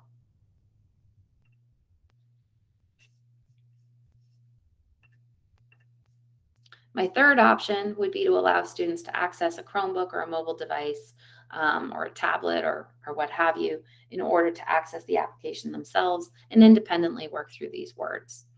This is probably best case because students would then all independently engage with the relevant vocabulary and get immediate feedback based on their responses to inform their comprehension throughout the rest of the lesson. If you have access to this, that's great. If not, maybe you could make it the vocabulary app a station. Kids could come up to the smartboard and engage in smaller groups to clarify.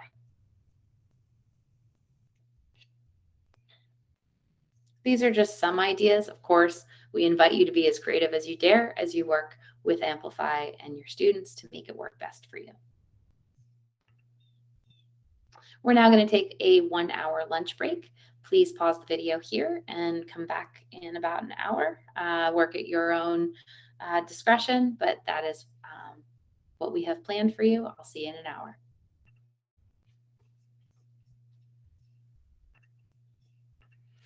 We are now going to move on in our participant notebook to the reading section. So that's the next page in your participant notebook. We're going to switch roles. So we're going to ask that the student become the teacher and the teacher become the student in your partnership. We're going to now be working through the next phases of our lesson. So we had started with our vocabulary app. We're now moving into our reading activities. You'll find instructions to guide you in your participant notebook on page 6. We are going to skip activity 2, remember, because that would be reviewing the homework that we did not do. So we're going to move on into activity 3. You would normally work on activity 2 in your class. To recap, in this situation with Red Scarf Girl, you need to download some texts to prepare. That would have obviously been noted in the preparation for you. But we're moving now into the next phase, which is in activity 3. I'm going to ask you to work for 15 minutes on this page of your participant notebook. Let me broadcast it for reference.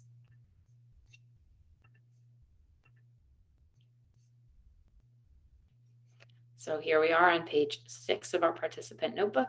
We're working through this. I'm going to give you 15 minutes. Please pause the video now to complete this task. When you're ready, press play to continue.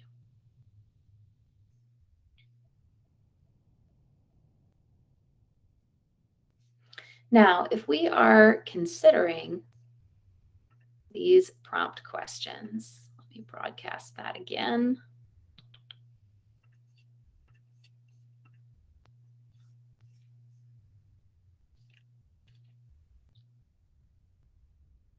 Why is this important, and which skills have been addressed so far? You may be considering how the whole lesson requires close reading. Now, in this situation, it's not necessarily text, of course. We're taking a look at pictures, posters, propaganda, but students are still using their critical analysis skills to work through it, making connections, making references, hypothesizing, interpreting tone, interpreting color, mood. So we are using a lot of our critical reading skills as we take a look at these images. Now, as students are required to point out details within the propaganda posters and explain why the author included those details,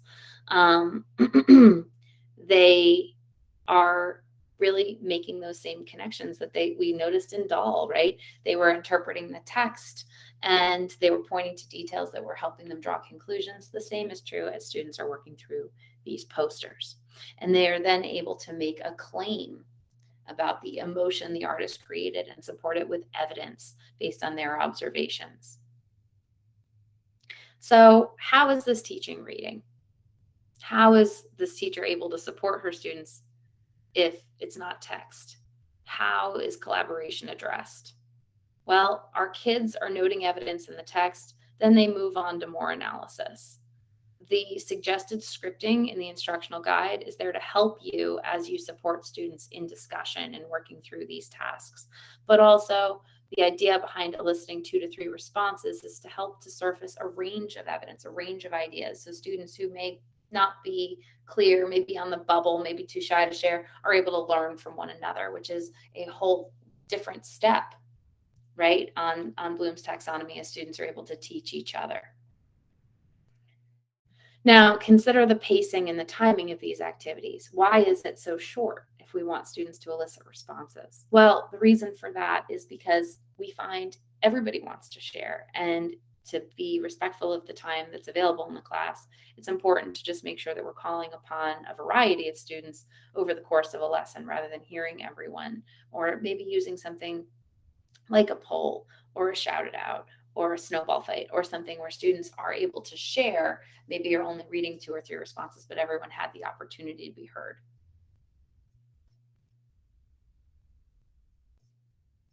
So as we're working through our curriculum, it's important that you understand that we, Amplify, are working to take students through the analytical reading cycle over the course of our lessons and units. We're asking students to dig in and work to unpack the meaning of the text and set up different discussion types to help build their understanding and interest in rereading. So we're not asking them to read the same passage over again with the same question. The question evolves over time. The close reading activities provide ample opportunities for teachers to facilitate discussion, have students compare their evidence and work together, and share their interpretations of the text. Most activities are designed to support a range of interpretations as opposed to a pure reading comprehension exercise geared towards one clear response.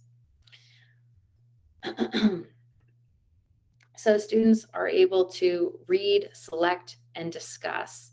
These activities are where students are showing what they think and why they think it. They're drawing clear connections between their interpretation and the text.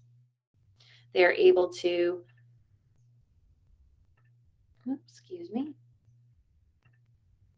collaborate and refine and hear from each other, refine, clarify their thinking, and modify it in a way that shows the evolution of their understanding. Maybe something a peer said gave me a new idea, and I can now revise and sharpen my perspective based upon what I've heard, what I've observed, what I've thought, what I've interpreted. They're also able to connect and explain. This is where students are putting everything together. We're sewing together all those close readings, all those discussions, all those turn and talks, and putting it to paper. By giving students a writing prompt, they're able to not only put their thinking down, but also able to see it and process it in the scope of their highlights and their annotations, maybe even bring in some text to defend their stance. And they're able to sharpen their comprehension, and these prompts build over time towards those summative assessments.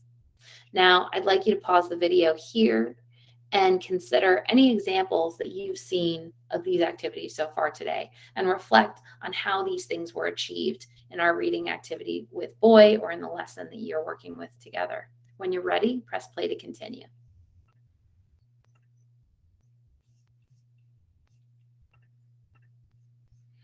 Now, let's briefly discuss Amplify's approach to reading. You probably noticed a lot of this already in the 2 lessons that we looked at together, but generally during the first 15 to 25 minutes of the lesson, our teachers are going to be able to lead a student, or students rather, in activities where they read a text closely and make meaning of the text by interpreting audio, a dramatic performance, maybe a teacher reading like we saw today, where they're working with that text audibly. They're also able to see the text as they're reading it, as they're annotating it, as they're highlighting it, as they're conveying their ideas through charts, diagrams, storyboards, or other visual depictions. They're able to work visually. When they reread passages and identify and analyze language that supports their idea, they're choosing their best evidence to use the text as the referee. They're also going to use the text as a referee as they discuss conflicting answers with their partners, respectfully disagree, and engage in academic discourse, using the text to come to a consensus as they clarify each other's understanding and work together to revise and improve their thinking, or at least improve their communication of their thinking. Almost all class reading activities involve collaboration, where students share and refine their understanding of a text based on this collaboration. The pacing of these lessons can be a real challenge with class discussion, as I mentioned earlier, because as students authentically engage, they want to share, they want to clarify, they want to get that immediate feedback. So it's important to build total participation techniques like partner talks, turn and talks, jigsaws, speed dates, have students work together where they're being heard, but they're also hearing each other, and then maybe getting 1 or 2 share outs to the whole class, and being really intentional about which students you select to make sure every student feels like they have a voice.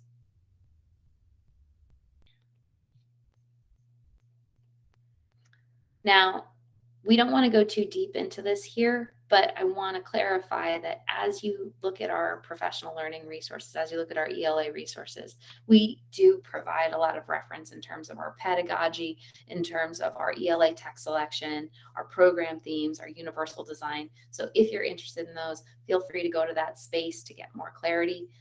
It is there, and it's really interesting to see how all of these things are integrated through this curriculum.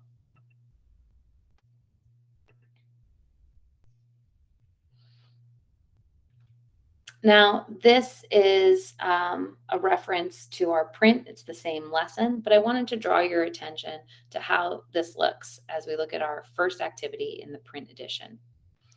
This is, you'll notice that the next series of slides will have the print TE on the left of your screen and a visual of the coinciding resources being used by the teacher students labeled on the right.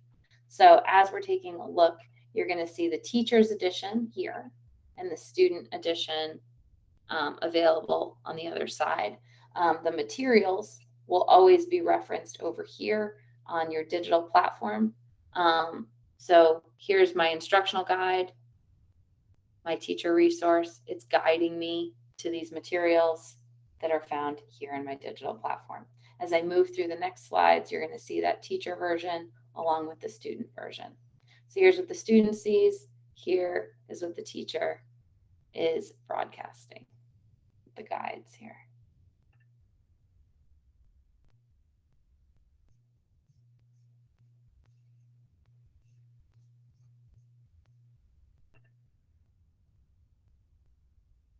So here we go. We have the video, we have the direction. You could click on the instructional guide to reveal that information here. So they're parallel. You just have to know where to look. Now we're going to move into the next phase, which is writing. We're going to move on to the next page in our participant notebook. We're going to again switch who the teacher is and then who the student is. So We're going to move into that next page of the participant notebook. I'll just quick check and make sure I have the right page number. It will be page 7 in your participant notebook. And you are going to work together for 10 minutes. So please navigate to your computers. We're going to work through activities 7 and 8 together while referencing the participant notebook for our prompts. So I'll see you in 10 minutes. Press pause now, and I'll see you in 10.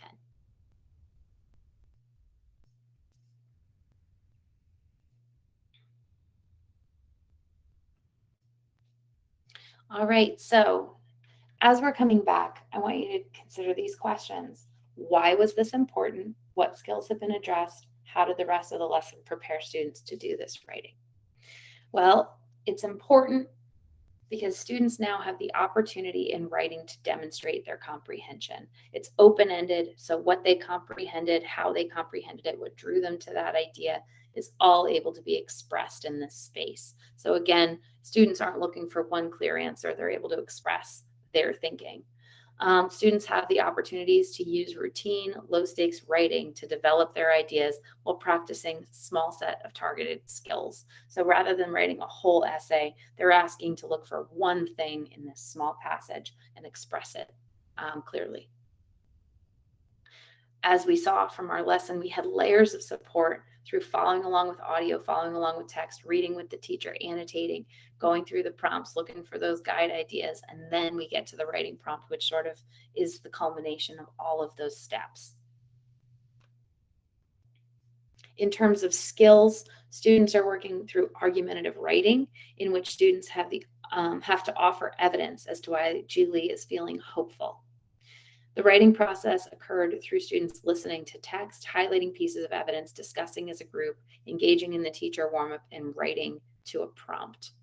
The technology incorporated through Julie reading her own narrative while students track gives them some tone, some context, some authentic observations in terms of how she felt as she read it, because they can hear it in her voice. The students use text-based evidence and short writing that will become a routine in their lessons, and they are authentically engaging in speaking and listening as they collaborate and share. In terms about preparation, our students have analyzed and explained details and images that elicited an emotion. They have heard the text and read it. They have applied those skills that they used in the images to the text. So they're repeating that same skill set with different mediums. Now, as we took a look at this lesson, what did you notice about on-the-fly supports?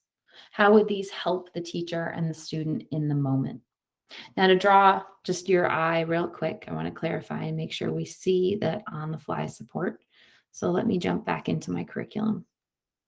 Now I'm going to go to Amplify ELA. I'm going to close my global nav, open up my window, jump to 7th grade national. Red Scarf Girl. We are now looking at subunit 3, I believe.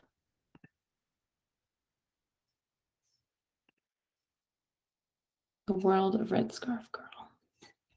So now, as I'm looking through my lesson,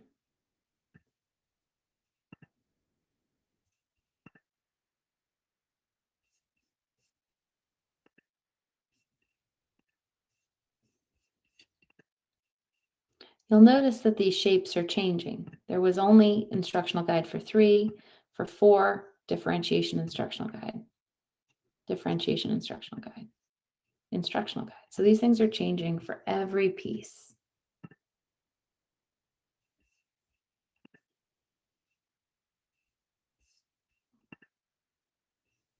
These are here to help us as we work through our lessons together.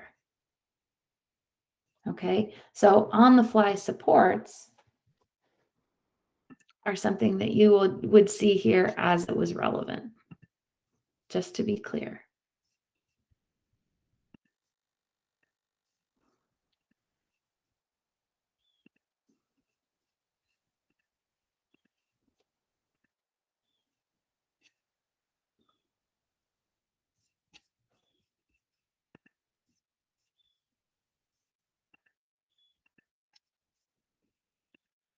Just getting my screens back. Please bear with me for a moment. Now that we've seen how writing in Amplify ELA is more than just planning, writing, and revising an essay, let's look at what student writing expectations are during these lesson writing prompts. Writing prompts are going to occur every 3 to 5 lessons. The writing period will range between 10 and 15 minutes, shorter in the very beginning and gradually longer as you move through the unit. This is to reflect the student's stamina that is building as this becomes more and more routine.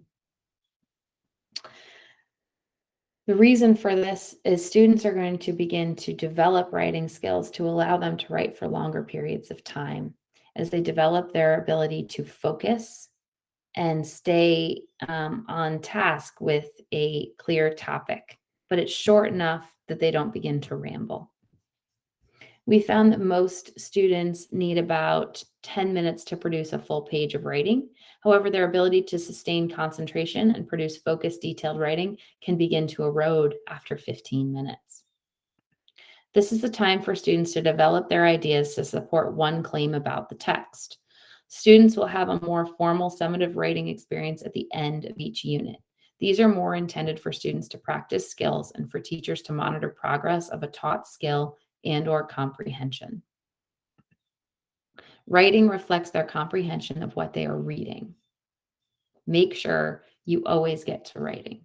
So you never want to skip the writing piece of the lesson because that's the place where students, you've been filling their cup with all this great concept, and then you want them to empty their cup into the paper, and that writing piece will help to contribute to that final summative writing assignment and help to contribute to their final comprehension of what you've gotten through today in a given lesson.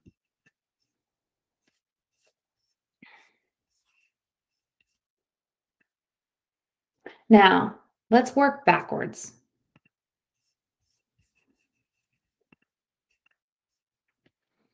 In Amplify, student writing skills will build from formative writing to summative writing. So let's look at a sampling of this. These are examples of close reading activities that involve some short writing assignments. Select 2 phrases that show how Geely's mother, father, and grandmother are feeling after Geely shares her news with them.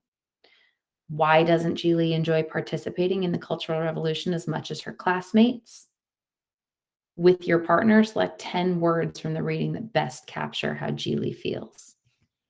Now, these are those initial formative pieces. All of these activities,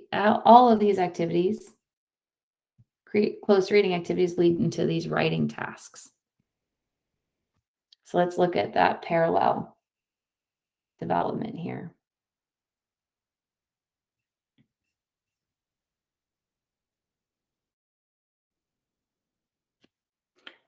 Now I'd like you to pause the video and take a look at how all of these prompts contribute to this essay prompt. When you're ready, press play to continue. As we mentioned before, students are going to work on 3 main skills of focus and developing a claim or idea and using evidence to support and explain their claim or idea while using conventions to communicate clearly. During our writing prompts, but the longer essay is a place where students have an instruction around creating a clear introduction, a conclusion, while using clear word choice and editing it down to be concise and focused throughout the entirety of the essay.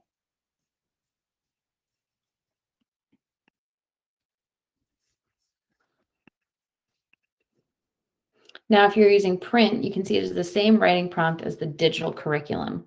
The print curriculum also offers 2 levels of differentiation, ELL development and moderate. These prompts can be found in the material section of the unit overview in the digital platform. Right here. Yeah. So there's a print teacher guide. The digital overview offers you the writing prompts. And you can see how the prompt is here in the notebook. And the modifications are also available in print. So these are all the same prompt, but these are differentiations of that prompt. Pause the video here to take a closer look at that. When you're ready, press play to continue. Now, thinking back to both of the lessons you experienced today, how would you answer this question?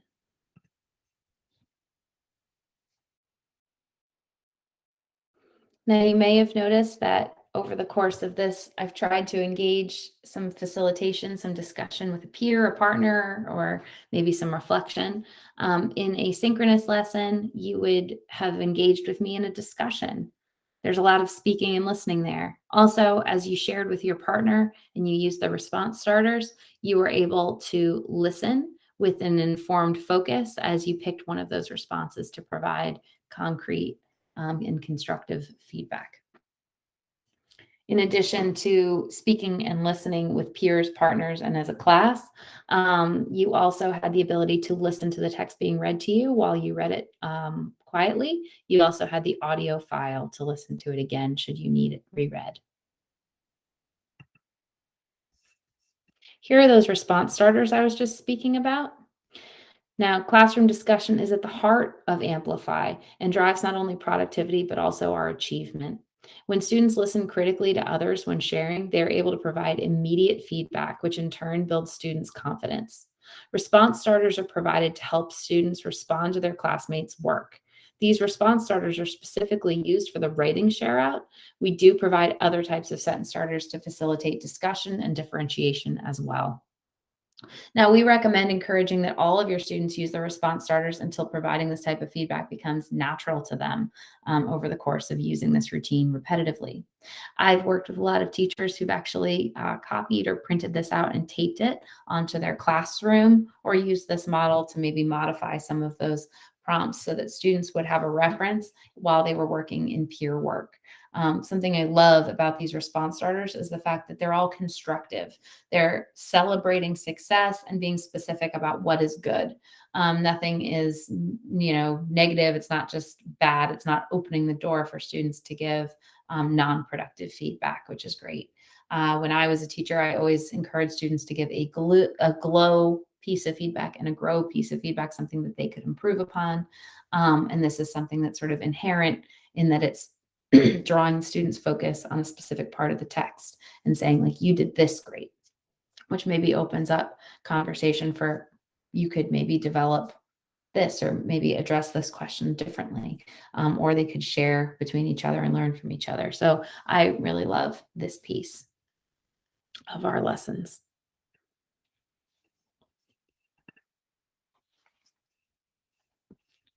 Now, classroom discussion is at the heart of Amplify and drives not only productivity, but also achievement.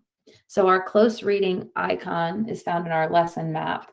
And then you can see that we have these discussion pieces that will help to facilitate that conversation. So we have a read aloud whole class, we have facilitate, take a stand, and you can see these discussion points throughout. Oftentimes, as teachers, we feel like getting kids to provide the accurate answer is the goal, but actually at Amplify, our goal is to facilitate those close reading discussions, that authentic thinking, and not necessarily steering children towards one clear answer. Provided that they stay within the ballpark and they tie it to evidence, we want to celebrate that as best we can. Each of the different close reading activities have a different expected outcome. Most often, the teacher's focus should be about the skill the student used to find the answer. And, we don't necessarily want them to all have the same answer. We want them to show their creativity, their critical thinking, and communicate that in a way that's meaningful and personal to them.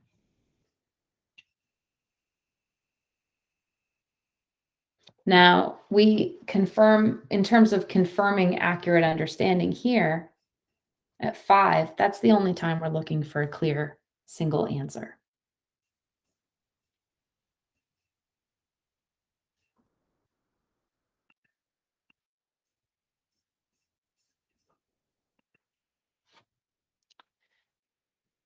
For the next portion of the lesson, we're going to be looking at how our lessons wrap up. All lessons end by having students share the work they've produced, synthesize the lesson's major ideas through discussion, and/or gain an introduction to the solo assignment they will complete after class. This routine provides a sense of closure at the end of lessons and prepares students to transfer their learning into the work they produce independently after they've left the classroom. All lessons have either an exit ticket or a wrap up, and some have both, as we saw today with Boy. You can choose to do one or both of these when they appear in the same lesson. If you are using the print curriculum, then the exit ticket will be the projection in the material section of the lesson brief. Students can respond by writing their answer on a piece of paper, or some teachers choose to have them respond orally. You could, of course, use a snowball fight. You could use a parking lot, post-it wall.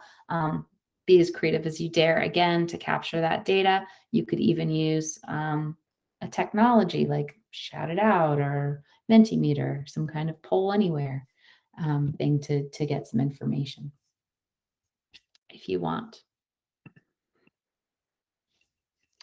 At the end of class, you will introduce that solo. Most lessons end with a solo assignment. Again, this is essentially a homework or independent task. They're meant to be done outside of classroom. So if your block is 60 minutes, there would be time to complete them in class with you as a support. But if your class is only 45 minutes, this would be meant to be done outside of class. Students during a solo are going to independently read a new section of text and answer questions that measure how accurately they read and understand a grade level text. Solos will actually prepare students for the following lesson. Remember, we discussed how students will work in a deeper way with the text during the close reading activity in the subsequent lesson. If your students skip the solo, then they're coming in blind. They won't have any context. But if they've done the homework assignment, when they come in the next day, they'll work with the data that the application has gathered from the solo in activity 2. And then that will then lead into the reading again, the close reading, which begins in activity 3. This is an important piece because it allows our students to grapple with the text independently so that we can provide many different ways for our students to access these. This is available in our digital curriculum, in the print curriculum. It's also printable, and it can also be accessed by a mobile device, as it's shown in this slide. These are auto-scored if students are doing them digitally, either in the platform or on their mobile device. So you as the teacher will get data on students' understanding of the material, and that data may even be reflected the following day in activity 2. If students do these in print, then you'll need to quickly enter their answers digitally the next day to interact with their data. Or, you can even have that be maybe a bell ringer as you walk in reviewing the solo. Solos have the ability to be differentiated if you're using it digitally. You have your 6 different levels. The differentiated version provides a reduced amount of text, reduced questions, and a text preview. The text preview is nice because it gives like a quick context statement to give kids some idea of what to expect in terms of what they'll be reading in the plot. So it's a quick comprehension note to give them that preview so they're not trying to like interpret what the text is saying as much. It is not a summary, but it's just sort of a Kickstarter.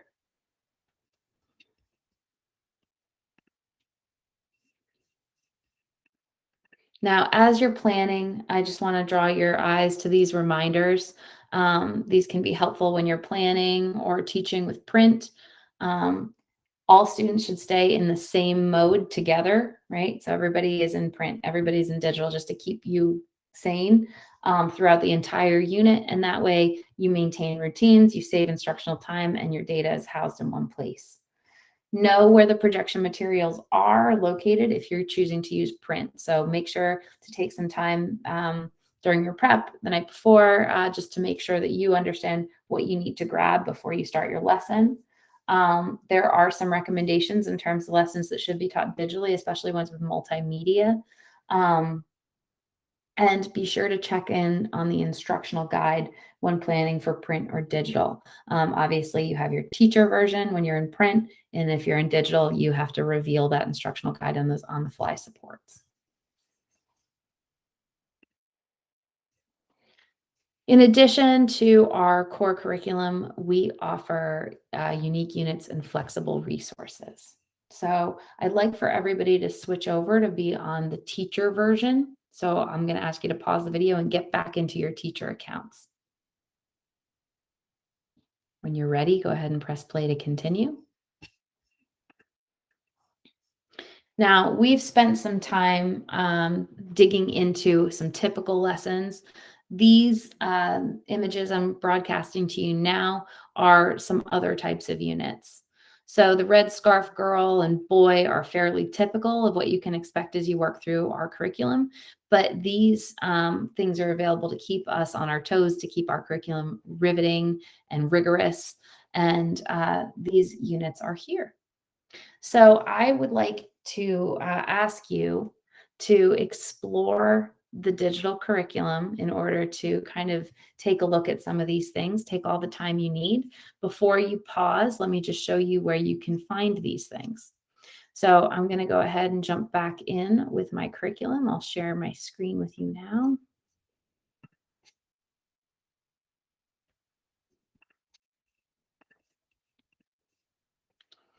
So I'm going to go here to amplify and notice that I could stay in 7th grade. I could go to 6th grade if I want, or 8th grade. So since we've been living in the 6th and 7th grade world, I'll go to 8th grade just to kind of give everybody a chance. Now, the first thing I want to draw your attention to is our Get Started unit. So to find our Get Started unit, this is going to be found in Unit A in any grade level. So I'm going to go to 8A, Perspectives and Narrative. And you'll notice here Subunit 2 is called Get Started. So this is where you'll see our Get Started unit. Go ahead and explore that, and we'll debrief in a little while. Pause the video here to explore Get Started. When you're ready, press play to continue. The next thing I want to draw your attention to, I'm going to go back by clicking on Amplify ELA, are our collections. Our collections are found here. You'll find them by looking for the word collection. In 8th grade, we have the Space Race collection. In 6th grade, we offer 2 collections. There's Chocolate and the Titanic. In 7th grade, we offer Frida and Diego and the Gold Rush. But in 8th grade, there's only this one, the Space Race collection. Pause the video here and explore your collection unit. When you're ready, press play to continue. I'm going to hop now back into my 8th grade curriculum, and I'm going to navigate down to my story writing curriculum. You'll find your story writing unit by looking for the term story writing. In 8th grade, it's advanced. In 7th grade, it's intermediate. And in 6th grade, I believe it's called beginner. Click here to access our story writing unit and explore this on your own.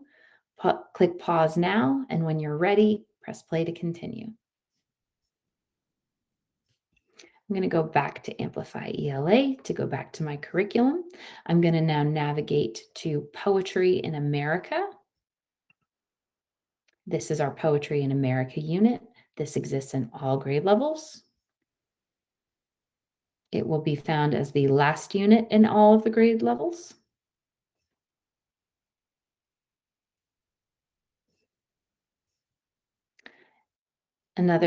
Press pause to explore Poetry in America. When you're ready, press play to continue. Another unique feature we offer is our library. This can be found in global navigation. If I scroll down, I will see my library icon under Tools. Library looks like a book. It'll open a new tab.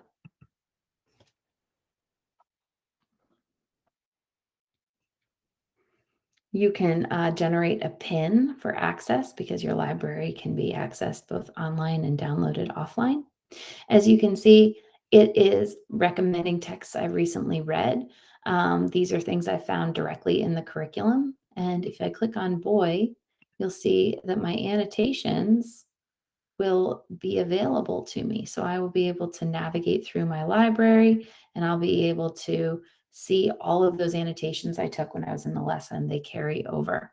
You'll also notice in boy, because it's a text from our curriculum, there is audio as well as paragraph numbers. I have some other features available here as well, including notes, search, annotations, and revealed words. And I have settings that modify my text size and my spacing, as well as expanding my letter spacing and things like that, just to modify my accessibility and improve my view. I can go here to navigate to my table of contents. I also can see other texts I've read recently. If I continue through my library exploration, I'm just going to go back to my library space here.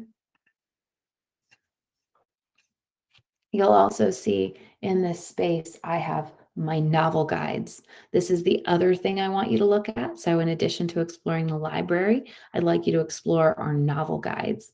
So go ahead and press pause now to explore our library and novel guides. When you're ready, press play to continue. I'm going to go ahead and navigate back to my curriculum tab. And another thing I can access from my global navigation are my quests. So I can go down here and I can see a variety of quests that are tied to my curriculum. One of them is Myth World, which will allow me to engage with the knowledge I have from reading my myth unit. So go ahead and press pause to explore the myth quest. When you're ready, press play to continue.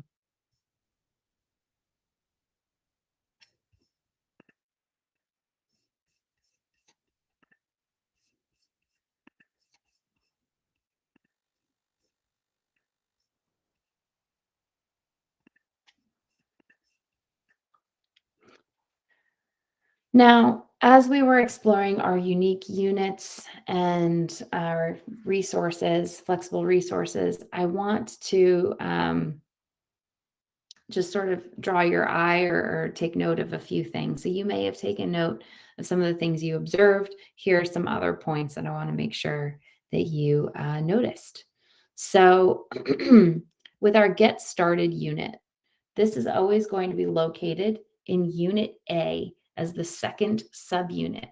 This is designed to prepare our students for the year. So it's establishing those foundational skills and concepts and routines that we're going to rely on as we move through the curriculum into more rigorous tasks. In addition to helping to establish routines and habits, we also include a variety of assessments. And these assessments are designed to help us gather some data and insights into what students need. We can use these insights to then differentiate our assignments and better understand how our students are doing. This is not as rigorous a unit as the others because the goal is to focus on establishing those routines and habits. It's also a time to get those assessments with your students to understand who needs what, who's needing additional challenge, who might need some additional modifications, and you can inform your practice as you move forward with the knowledge and data that you collect in these Get Started units. The collections units that are found in each grade level harness the reading and writing skills students have been learning to build content knowledge in their units. These are more independent than the other units that we have in our curriculum, and they provide a variety of texts and images for students to explore on the given topic. So as you can see, there's a variety of topics presented here. Overall, the whole unit builds to a research project. So students will reach the end of the unit and synthesize all of the skills they've developed to tackle a culminating research assignment, which is part essay and part media project relevant to the topic.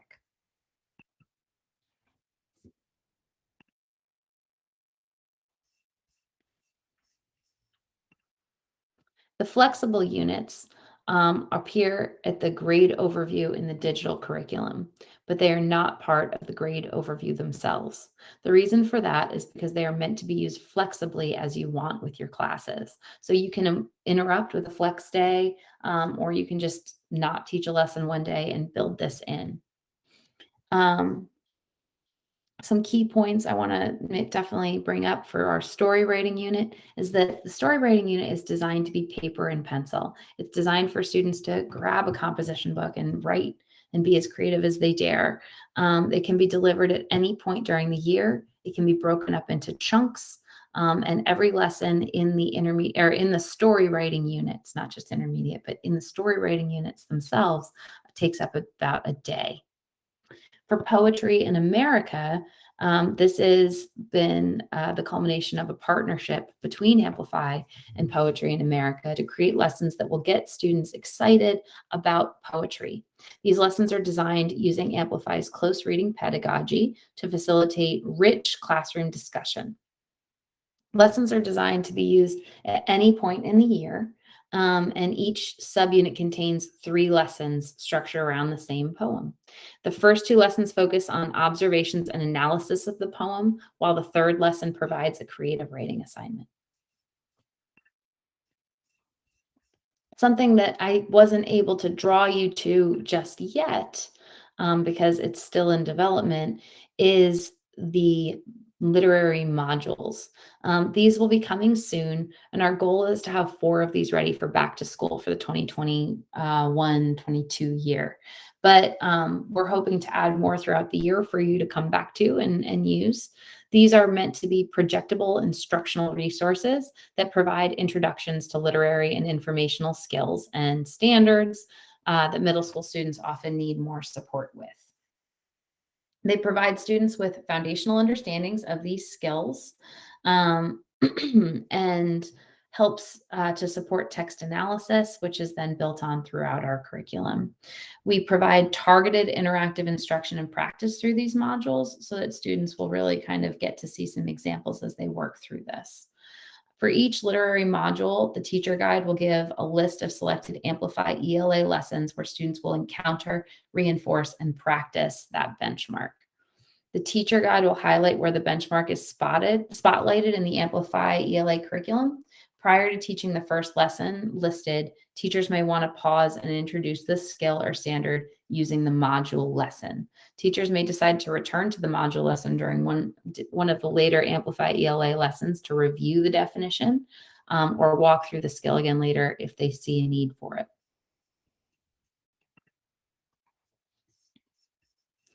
The novel guides that you may have found in the library are there to provide you with a flexible resource for a book that you might want to teach. These books are not necessarily in the Amplify library. However, they are widely available in public libraries. You may even have them in your classroom or school library. Some of these texts are found in our Amplify library to access, but not all. The book icon on the novel guide indicates if the book is available in our curriculum or in our library. Now, these are not fully built out lessons by any stretch of the imagination, but they do offer a lean, targeted instructional guide that aligns with Amplify's pedagogy as students explore this great literature. Each novel guide provides activities and questions with sample answers for the teacher edition. And you could use this for a book club, maybe a lit circle, a free read, and it's something that you could rely on as you work with students or partner with students as they read these texts.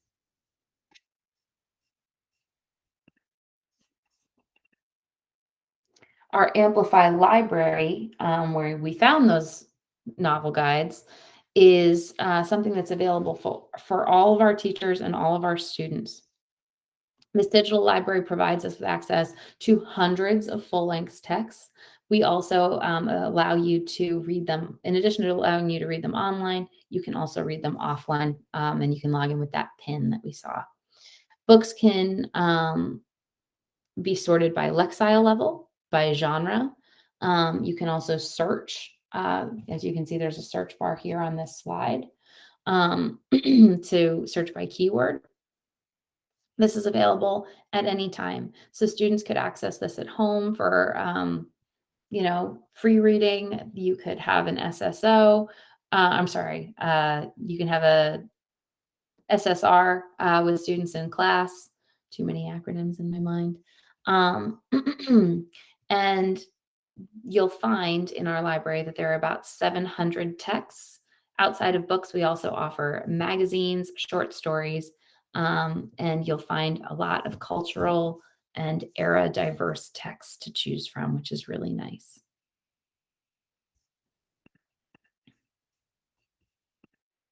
Last but not least, we also offer our quests. Quests are designed to bring our students together and work together in an immersive team experience that feels a lot like a game. They collaborate to solve mysteries, explore neurological disorders, and make sense of historical events. They are week-long narrative lesson plans that build on the literary skills that students have been developing in the traditional curriculum lesson. Each quest is unique. These are additional resources that you can find in the global nav and through the digital curriculum. Um, so this is sort of accessory to the curriculum, but know that the curriculum covers everything you need in print or in digital. But this is something in addition to that you can use to enrich your students' learning. So in the interest of just sort of information overload, I'm going to invite you to pause the video here for a moment, empty your cup, get a bio break in. We're going to jump in now to talking about how you can assess student performance. You can post assignments and access them. So we'll be getting started with that in just a moment.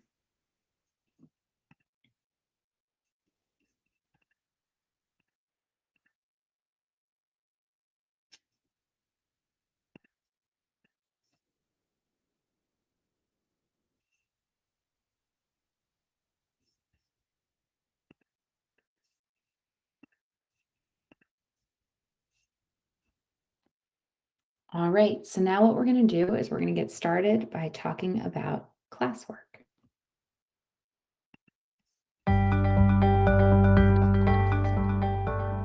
With classwork, you can review all student scores on one page and get to an individual's work with just a simple click.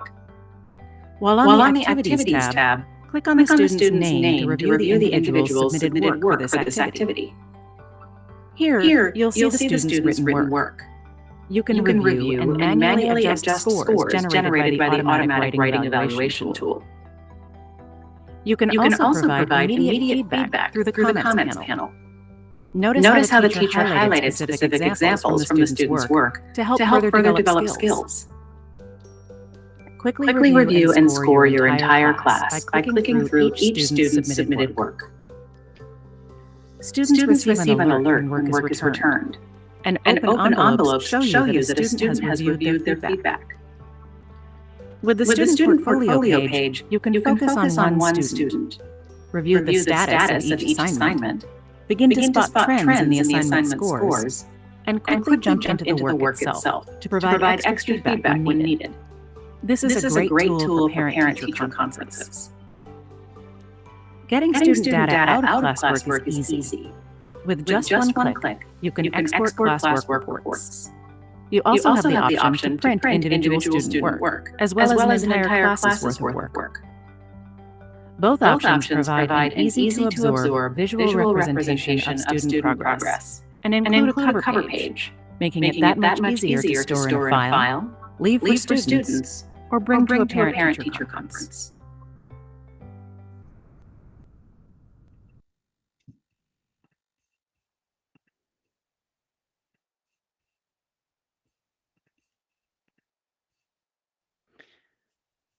So now that we've gotten a little insight into how classwork works, let's take a deeper dive into what the automatic rating evaluation tool looks like and how we can adjust these scores and kind of override if we want to. So how does this work?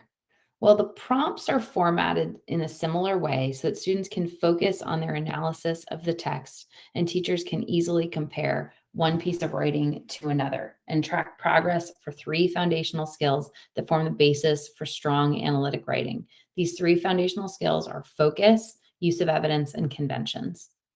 With focus, we're asking that students write exclusively about one moment or idea in order to fully develop it. In terms of use of evidence, we're looking to see that students are selecting, describing, and explaining quoted or paraphrased details from a text to develop and support an idea. Conventions are asking students to use grammar and sentence mechanics to control the clarity and power of what they're writing and what they're saying. So the AWE is going to provide us with these auto scores for those three things: convention, focus, and use of evidence. And these are all going to be available for Back to School 2021. Now, if you click here, what you're going to see, oh, excuse me, are the rubrics. This new tab will open up and it'll show you this information. And this rubric is also found in classwork, but also on that professional learning website that I pointed out earlier. And we'll come back to that again. Now, this rubric is used to inform the AWE, but you can also use this to inform your scores if you want to override the AWE. This is a screenshot of the focus rubric, but we're also going to have rubrics for conventions and use of evidence available when you're in the live platform. Okay.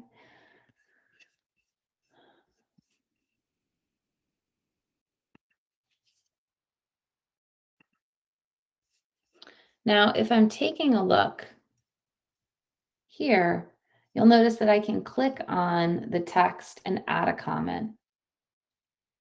You have the power to add a comment bank if you want to.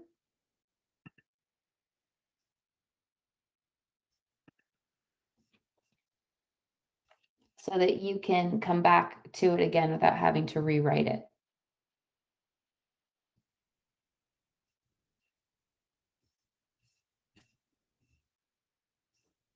You also can reveal the details, and the details will identify for you. We'll just wait for the animation to come back, but it'll identify for you what specifically is the issue that the AWE saw. So as you can see, it's a run-on sentence, a missing comma, and a missing apostrophe in this scenario.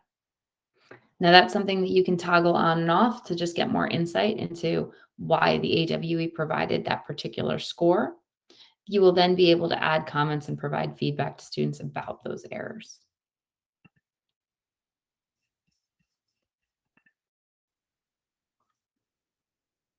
Another new feature we're excited about in classwork is the notifications for the teacher.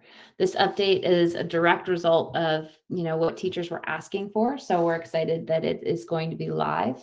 From here, what you're going to see is notifications about when work has been turned in, if an assignment has been resubmitted, or revised, or that a student submitted something late. This bell in the upper corner here will reveal this information and provide you with a direct link to that assignment to jump right in and provide immediate feedback. You can choose if you want to be notified or not by clicking on settings, and you can turn on your notifications by activity status for resubmissions or handed in. So if you no longer want to be notified about resubmissions, maybe the grades are locked, you can turn that notification feature off should you want to do that.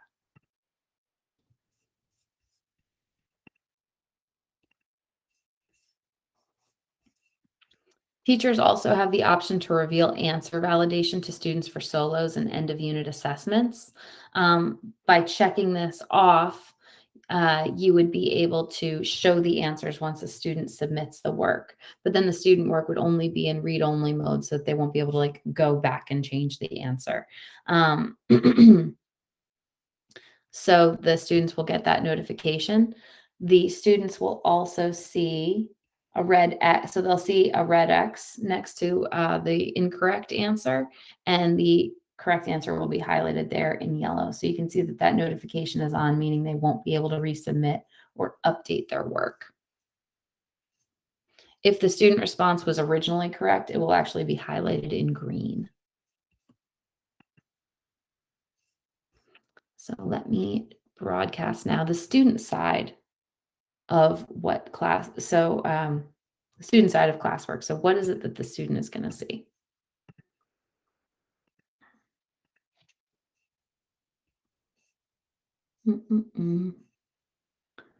Let me just get it here.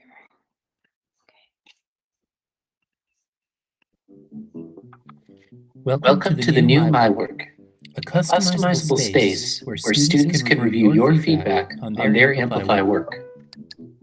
Here's how your students can use it. After logging in to Amplify, students can use the menu at the top left of their screen to find the My Work icon. The Home tab is where your students will find your unread feedback from classwork. When you give a student feedback, it'll show up here.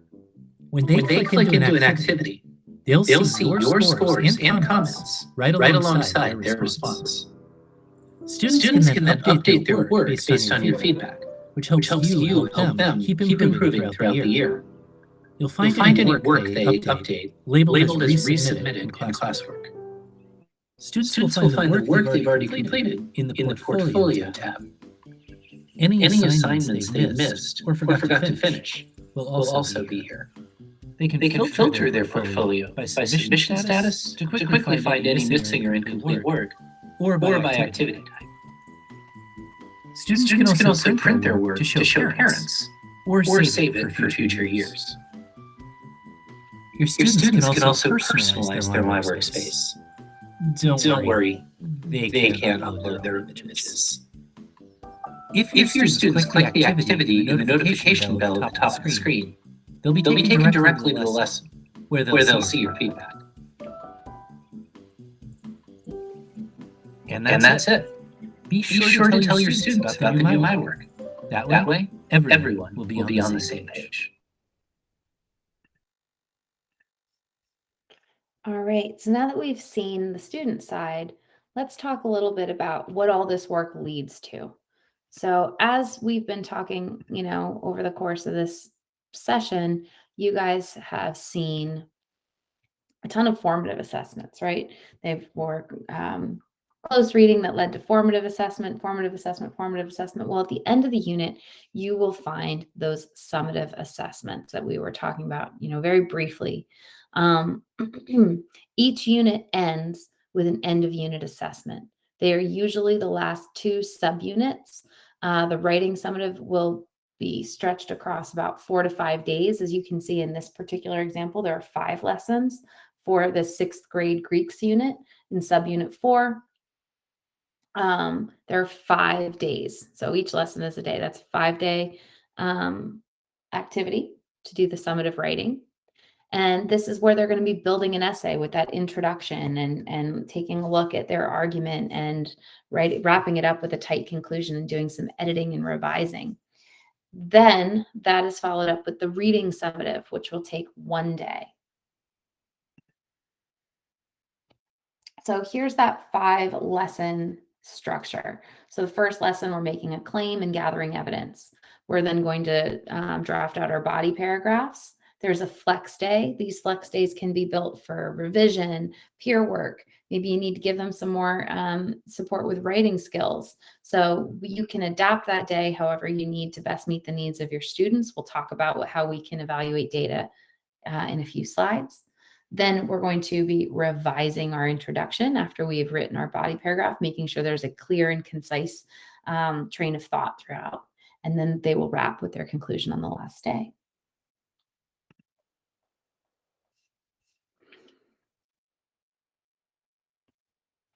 One thing I want to mention is that all of our summative writing assessments will follow a very similar pattern. Obviously, the skills will be a little bit different. The topic will be very different, but this will be a very similar pattern for all of our summative writing pieces. Now, as we take a look at the reading subunit, only one of them, there's only going to be one lesson. This is for 1 day, and this lesson is locked. The reason it's locked is because we don't want our students to navigate to that space without you and complete the assessment or see the assessment before you're ready for it. So once you unlock that lesson, and of course you can see that would be done under settings here. There are 3 lesson activities. So it's suggested that to do activity 1, this is the multiple choice piece, and then to choose between 2 or 3. So there's 2 different constructed responses that you can select from. one informative and one argumentative in this case. In most cases, you will see that we have informational constructive responses or argumentative um, constructed responses. The multiple choice questions will be auto-scored for you, and that will generate a report for you to consult. However, the constructed responses will not be auto-scored because we are assessing reading comprehension, not writing skills. There will be a rubric provided for you to measure their success through that task. Alternatively, if you don't want to deal with the unlocking or dealing with a digital thing where they might be able to find the answers online or whatever your concern, you can also print these assessments and have the students complete them with pen and paper.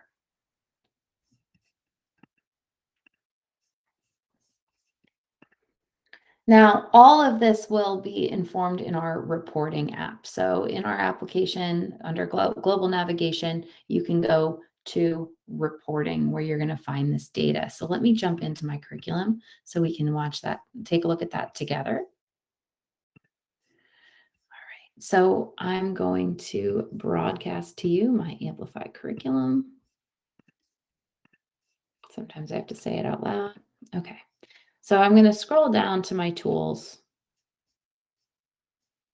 And I'm going to go here to this purple one, which is reporting. It's going to open up a new tab.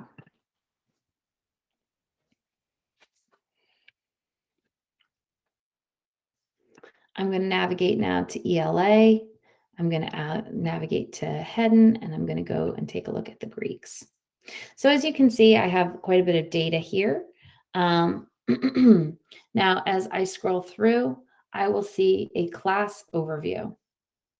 This is going to give me information about where my students are falling under language, reading, and writing.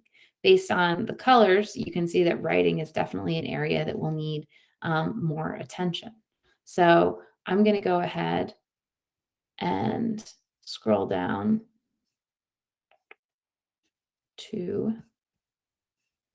the rest of this so we can take a look at, my more granular data.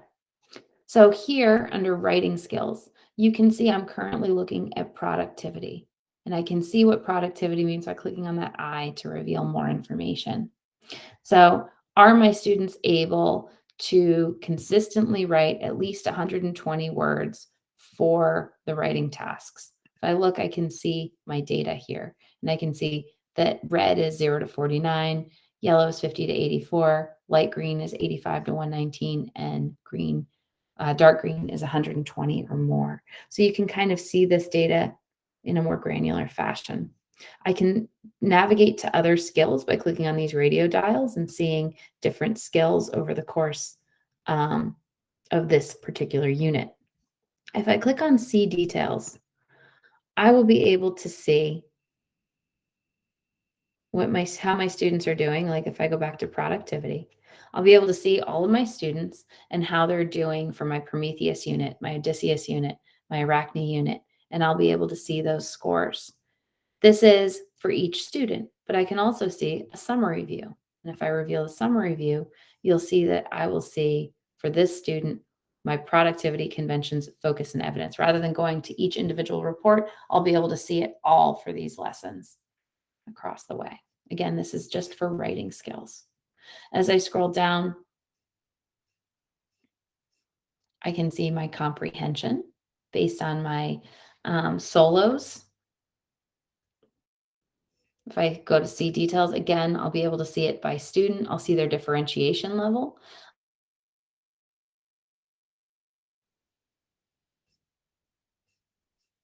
So I can see less. My assessment report, again, is going to break down in key ideas and details, craft and structure, and integration of knowledge and ideas. And I'll be able to reveal all that information here or see granular details if I so choose. From here, I'll be able to see by strand. I can also see by class overview of percent correct or incorrect, or I can view the data by question. So there's a lot of information here. But one thing I want to draw your attention to as you're taking a look at this reporting app is across the top, and this is where we started, I saw my class overview. and I can see my data here. And if I'm just looking at this, I can see that I really need to focus on writing. That's where my kids need the most support. So I can see that and just make a decision based on that. But I can also scroll down and I can see that, I have one student that really needs more help with language. This is my flex day recommendation. So I can, by clicking generate report, it's going to pull data for flex day 1 and make recommendations about how I spend that. So I can see that these students should be focused on writing and this student should be focused on language. If I navigate to my next flex day, I'll be able to see how they've grown over the course of the unit and my report will be different. If I click on key, that will just reveal to me some more information about where they're falling. All right. So as we're taking a look at our embedded assessment measure, I'm just going to get back into our presentation.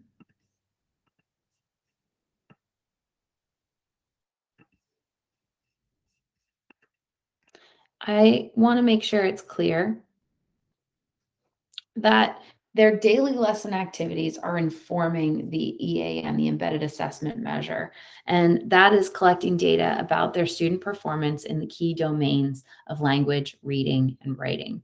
This is like assessment data, but there is no formal assessment. But this data will help me as I come to my flex days to determine what my students most need across these 3 categories. So as I come to a flex day in my curriculum, you'll remember I had those little data buttons. I can click on that data button to jump in and reveal what I need or where my students need to go. So it'll bring me right to that page that we were just investigating. So I'll be able to quickly see, oh, this student needs the language, whereas everybody else needs writing. And I can create stations or groupings to support that in that given day. So just so your own edification, if you're looking through the curriculum and investigating to try to find where these flex days are, they're going to start in the 2nd unit of each grade. That first unit is going to be collecting the data that you need to decide where everyone goes for your flex days. But remember, you can also use those flex days for your poetry unit, for your story writing unit, for grammar lesson. I'll show you where we can find those. We can also use those to use your quests. So you can use the flex days however you see fit. But if you want to work on skills, you will come to this space to find that information. So here's another example that, with specific names as opposed to my sandbox account. So now I would be able to see 5 students who need language support and which ones, may need more support than others. So as I can see, Carson really needs to be focused in language. His next, if I'm having a difficult time grouping him, the next best option would be writing. In reading, they're all doing really well. They don't need to be in reading.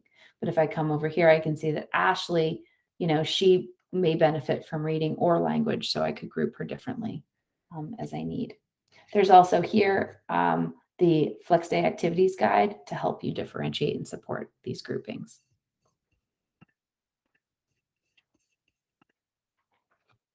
Another feature we offer through our global navigation is that spotlight feature.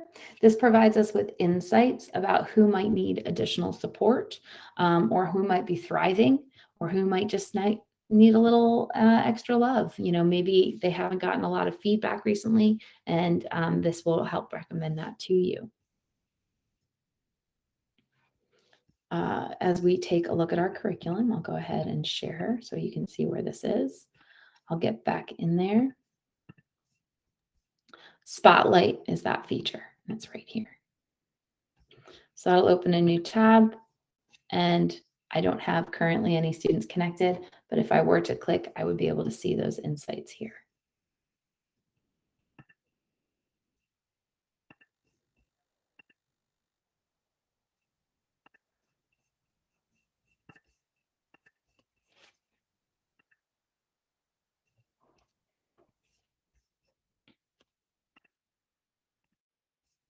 Now, as we're taking a look At our Flex Days, I mentioned earlier that you may want to use it for grammar instruction. We provide you with 2 grammar tools at Amplify. So we provide you with mastering conventions resources. These are PDFs that need to be printed. They support 3rd through 8th grade skills. These are scripted lessons, and they are found in our unit overviews. So if I go ahead and I jump back into our curriculum, a lot of jumping into and out of the curriculum. I appreciate everybody's patience. And I go to my unit page. I have my grammar right here. That's right here in my unit overview. And I'm in grammar grade 8, and you will see a variety of subunits aligned there.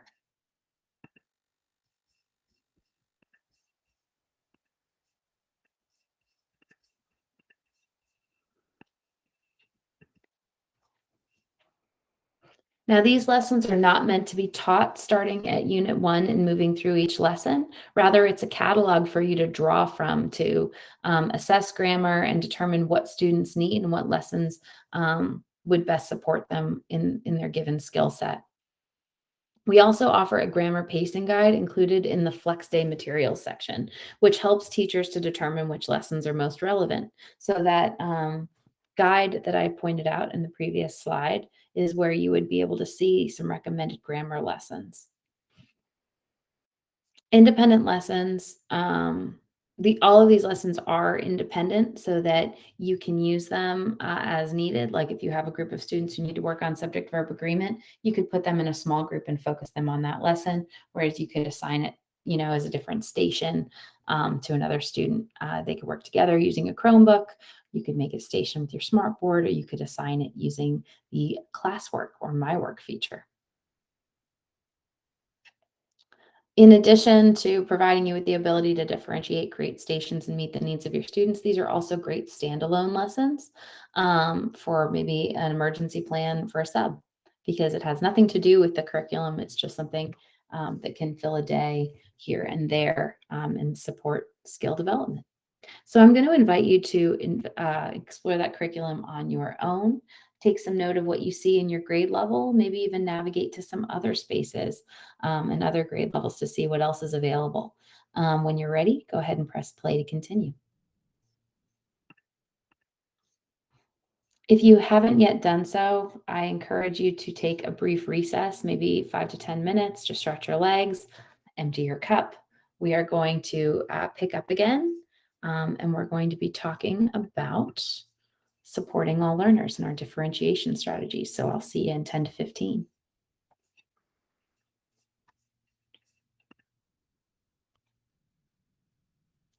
Welcome back. We're now going to be talking about how we can best support all learners. So this is a really helpful graphic, and it's available on our professional learning page. I'll point this out to you at the end of the session. We've been talking a lot about how Amplify can flex and bend to meet the needs of our students. This is definitely one of the most important parts of that. We've been giving, let's just say we've been giving feedback and reviewing student data.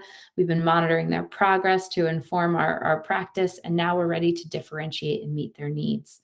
So it's important for us to understand these different terms in order to best support our learners. As I mentioned earlier, the core curriculum is meant for at grade level, at the recommended grade level. So if we're at 6th grade and we're at core, that's the 6th grade reading level. This is designed with universal design for learning in mind to make sure we're meeting the needs of all students, the whole student, if you will, and helping them to understand rigorous and fascinating literature, right? So they'll be able to read and understand complex texts. We're supporting them by offering them audio features, drag and drop features, visual tools, and collaborative tools to get that kinesthetic learning as well. If you find that your students need additional support, We also offer a challenge level. The challenge level is designed for students who read and understand the text at their grade level easily and may be bored or acting out because they need a little bit more of a push. So this will provide students with additional tasks. Like we saw with Boy, there was that extra assignment, which asked students to write, I called it an extra credit essay, but this was something that you could use to have students take a step forward, right? So maybe this is their homework task or something where they're comparing two sections of a text, or they're comparing two texts that are asking them to use as the same skill set. And they can create counter arguments or find evidence to support both sides of an argument. So it's a very similar task. It just pushes them a little bit further to keep them engaged.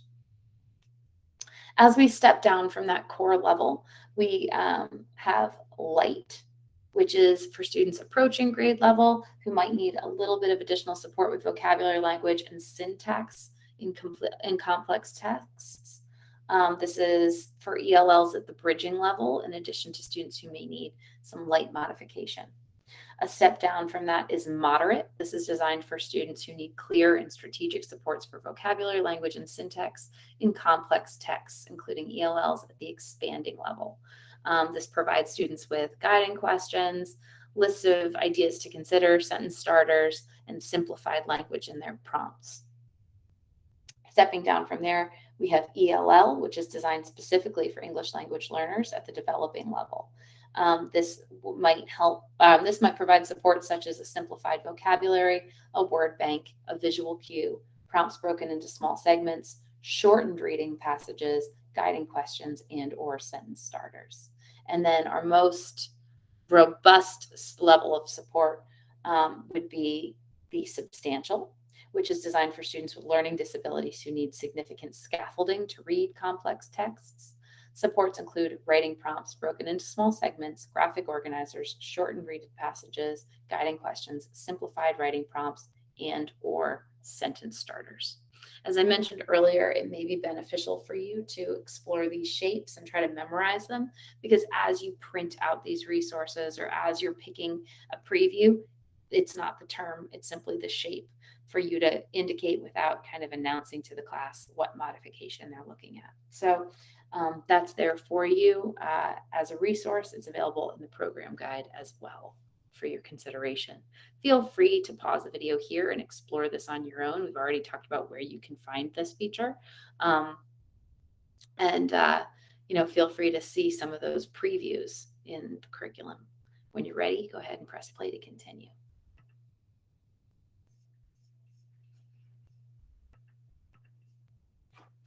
Now, if you are looking for a place where you can find those differentiated levels, you would click on the activity itself that has the plus sign on the icon. I pointed that out during our model lesson. As you can see in this particular slide, there is a pencil on the activity card with a plus sign. That indicates that there is a differentiation level on that particular activity. The shape here is that preview button. So if you click, that's why I said memorize the shapes. You can click there and a drop catalog would populate so that you could access a catalog of options. You also can assign a specific differentiated level by clicking on that button that is circled there with the grayed out shapes. By clicking there, you can assign a student to a particular level, and that screen is illustrated here. This is a manual assignment. You can just drag and drop them, and they'll stay there until you relocate them. And you would set, these are broken down by class. If you want to get some kind of forecasting, you can also take a look at the lesson brief to see how differentiation is implemented for each of the levels.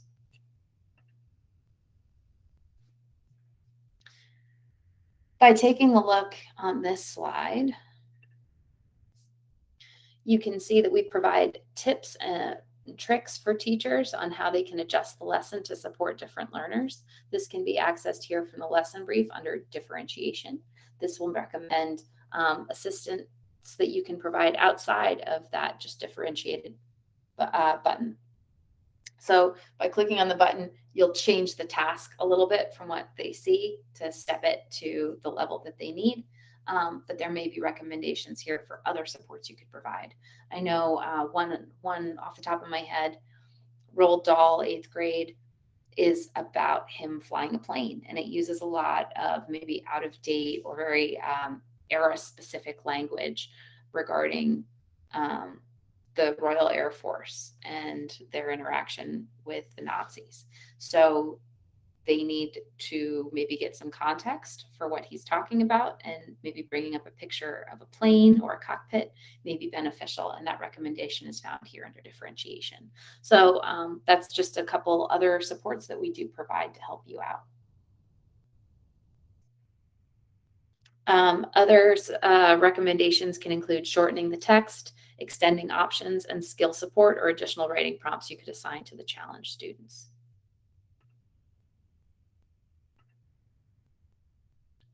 Just a reminder that these supports will also be included in the print edition. These tips will appear at the point of use in the lesson, and as opposed to in the lesson brief, like in the digital curriculum, you'll find it kind of at the edge, right? So it won't be kind of integrated right into the lesson. You'll have to kind of look for it, and it'll be found at the point of use. Again, you're going to have only 2 levels recommended in print and not 6. So if you find that you're in an inclusion class or you're in a class that has a lot of different levels, you might want to consult the digital platform just to see those mods. Maybe you want to use the substantial version in like a classroom discussion before you get them into the writer's notebook. Just a thought, just to get the ball rolling, but it's an idea.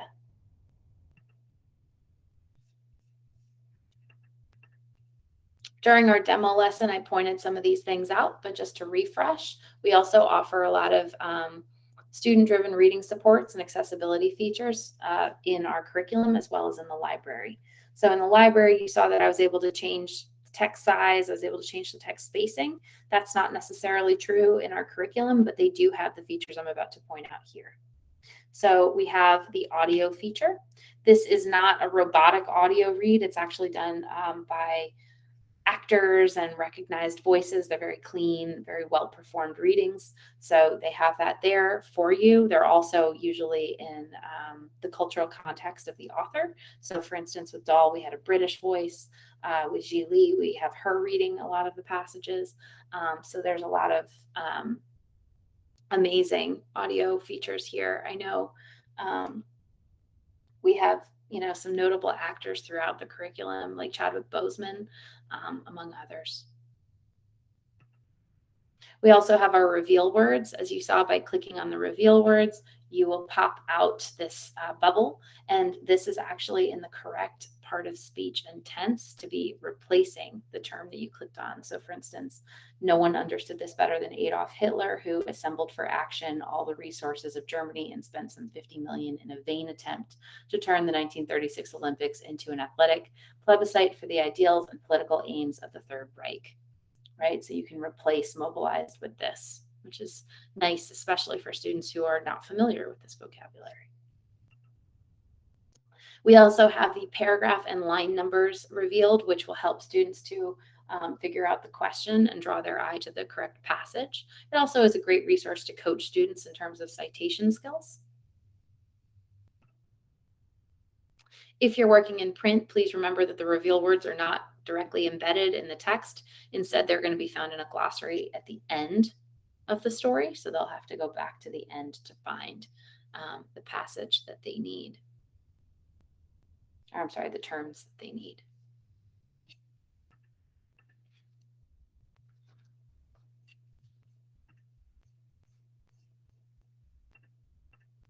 Solos are also differentiated. With our differentiated solos, again, you can see the shapes there to preview your solo. You can also assign it by clicking here on the differentiation icon. If you're looking at the modified solo, you'll see something here like the text preview. This is part of the solo assignment when a student is placed in one of the differentiations that is not available to the core level or the challenge level. They allow students to get a preview of the text before they're asked to read independently so they can better understand those key ideas. Depending on their assigned level, students may also receive a reduced amount of text and fewer questions to answer. These are also available as printable PDFs in Spanish as well as English in the material section of the unit overview in our digital curriculum. So if you have some Spanish speaking students, you can certainly print those out. Those are available to you. And to that end, we also offer this embedded support for ELLs. We provide unit background documents and translated glossaries in the lesson brief tips. These are all found in the unit materials, and the translated glossaries are found in the library, and you can see the languages that we support here. Feel free to pause the video now to review these in detail. When you're ready, press play to continue.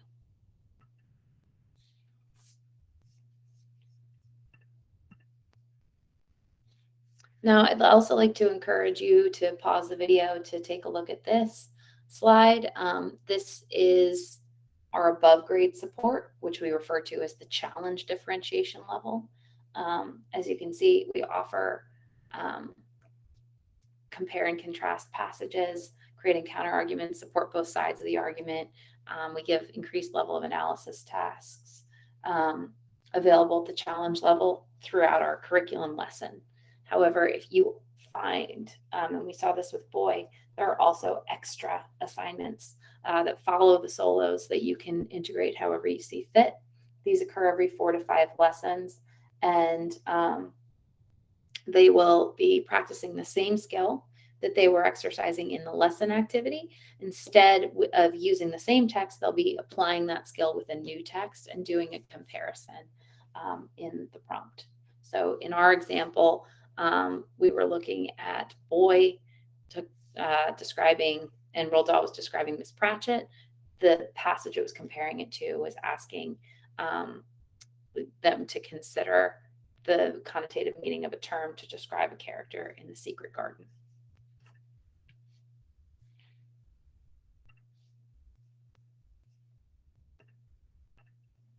Now, as we talk about, differentiating, supporting our students, we need to recognize that all of these people are coming into the same room. So we want to talk about how we can successfully implement Amplify ELA in a way that all learners feel heard and feel supported. We know this will be a transition for all of our students, whether it's simply transitioning to a new grade, coming back to school after some time at home, or in a hybrid environment, coming into a new curriculum tool with Amplify, or a larger transition than any of those.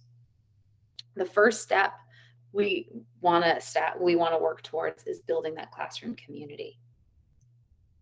This is going to be dependent upon establishing the classroom as a community of readers and writers who all feel they have a voice and that their ideas will be valued. So making sure that we work with those close reading activities and facilitate discussion and make sure kids are working with different students and sharing their ideas and getting constructive and positive feedback is important. Once the community is established, you'll move into supporting students with close reading and having productive academic discussions. So once they feel safe, they'll feel empowered to share their thinking and also feel, secure when they might need to clarify their meaning or they might grapple with a disagreement. So that's definitely the second step. The final piece will be providing targeted supports and integrating these targeted supports for individual students and help them access and be more successful with the grade level texts and activities. And that's what we're doing. That's how those differentiation features are going to come in and really help them out. And those flex days are really going to be powerful.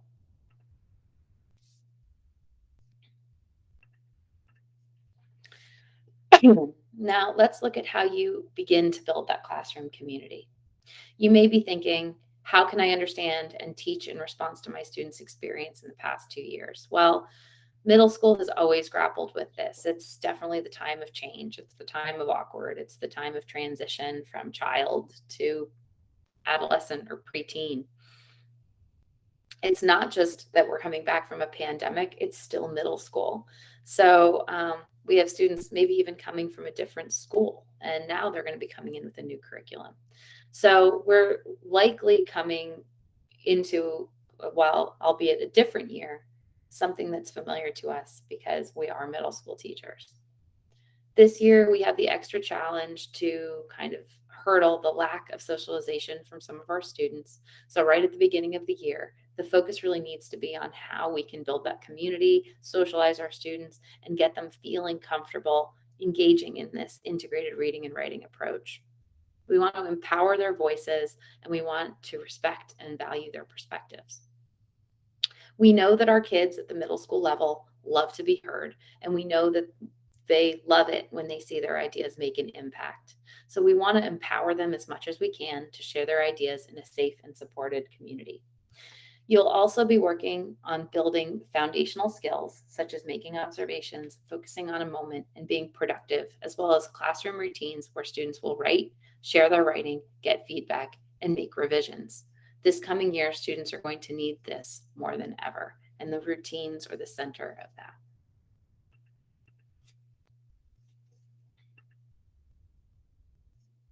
Unit A, subunit 2, really focuses on all of these skills. These are those get started units we talked about earlier. This subunit allows time for students to begin building their writing fluency, practice sharing, receiving feedback, and responding to other students' ideas. This subunit is this time to really focus on building these routines and establishing the community of readers and writers.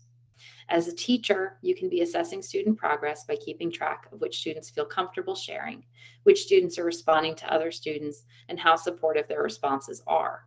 You should also be reviewing the writing reports for productivity and focus to determine which students may need those additional supports. The personal narrative writing in this subunit allows you to get to know your students as people as well as writers. Try to make time to provide the feedback that students need as often as possible to know that their ideas are being heard and to grow as they work through these tasks.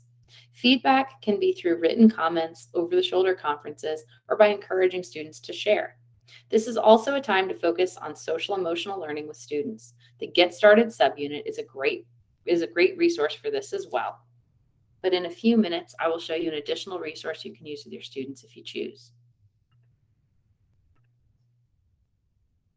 Once you've established that classroom community, you'll be moving into close reading, but not just close reading, also collaborative close reading. This is where we're going to continue to empower our students to develop ideas, but now it'll be about text instead of themselves. We want students to become collaborative and discuss the text with each other, but in order to do that productively, students need to be using text evidence to support their ideas. We also need to help students have productive conversations by teaching them how to disagree respectfully. If they are using the text as their evidence, then this type of discourse is much easier to teach. You will be helping students build their analytic skills as well. Not only will they be selecting evidence that supports their ideas, but describing key details of that evidence and explaining what that means.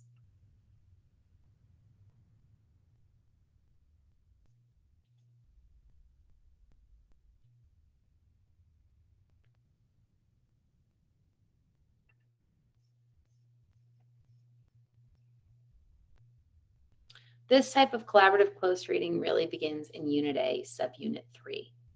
Unit A, Subunit 3 in every grade is where text is really introduced and becomes the focus. Texts in this subunit are purposely at a lower lexile level so that we can bring all students into the text and into close reading. As a teacher, you should be assessing reading comprehension throughout the lesson. The solos also provide an auto-scored report about reading comprehension. Writing skills should continue to be assessed, but now you're including the use of evidence and conventions. Again, these are auto-scored for you in the AWE, but you always have the opportunity to use the provided rubrics to assess these skills and override the AWE should you choose. This information provided in the data reports will help you to make strategic decisions about differentiation and what supports may be needed. You may choose to use some of the tips for whole group or individual students. You may want to assign or adjust differentiation levels, or you may want to slow down or speed up based on whole class progress. Now it's time to really dig in and support students who need some additional support.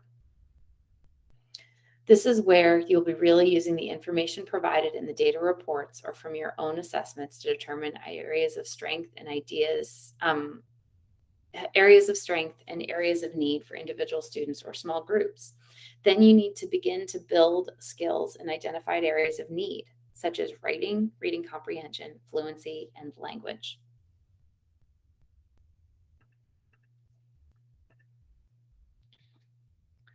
Flex days begin in Unit B and are designed to target individual needs. These are built-in days for differentiation. The Embedded Assessment Measure, or the EAM, will provide a report that assesses student progress within the Amplify ELA lessons and provides recommendations for areas where students would benefit from additional support. The idea is that you would have small groups of students working on different activities based on needs during these flex days.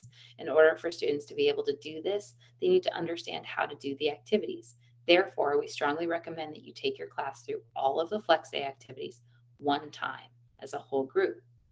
This may take more than one day, but once students understand how to do the activities, you'll be able to assign different ones to different students, which will help provide these targeted interventions, in particular for things like fluency. So for instance, as we looked at my example earlier, I saw that my whole class was struggling in writing. I might begin my first flex day by focusing specifically on the writing task. First of all, because that's what's identified as the needed area, but also because that would establish that routine and get my students familiar with the concept of how to work through a flex assignment. Now let's talk about what you have available to you once the session's over, which is soon. So the ongoing supports are available to you at your need. One thing we know is that back to school this year is a little bit crazy. It's a little bit different than any other year, and your students may be in very different places socially, emotionally, and academically. We're here to support you. To that end, we've provided you with this resource. This is our professional learning website, which again is accessed from global navigation.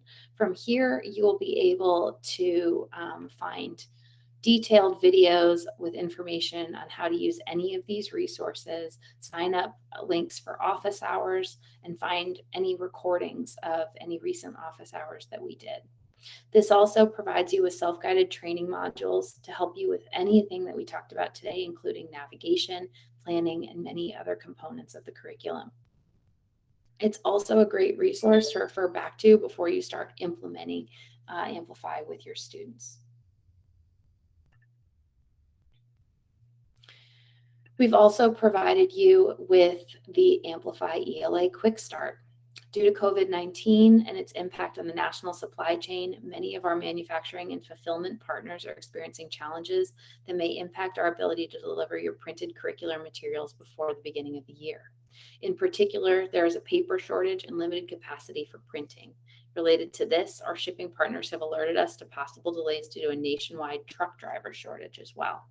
In addition, if you're waiting for your digital login information from your district, we wanted to provide you with a way to access all of Amplify's curriculum resources digitally so you can get started planning and using Amplify ELA on day one.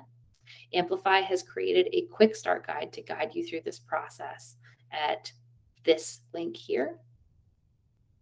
Feel free to pause the video and write that down. Please make sure that you have this on your participant notebook or on a piece of scratch paper that you're saving. Then feel free to peruse this resource if you need any additional support after today's session. This quick start kit has a lot of valuable information that you've seen in today's training, but may not remember exactly how to access it. There is information on accessing the curriculum, navigation, the program materials, including grade overviews and the 100-day lesson pathway, information on preparing how to teach, and how to get help if needed. The 100-day lesson pathway is something that we didn't really speak about today, but it is found in our professional learning page. So I can navigate back to that slide. So you can search for it here on the professional learning website. The 100-day pathway will help you to deliver our curriculum in a truncated fashion to create more space for other units or other things. You'll still cover everything you need to cover, but it won't be the 180 days.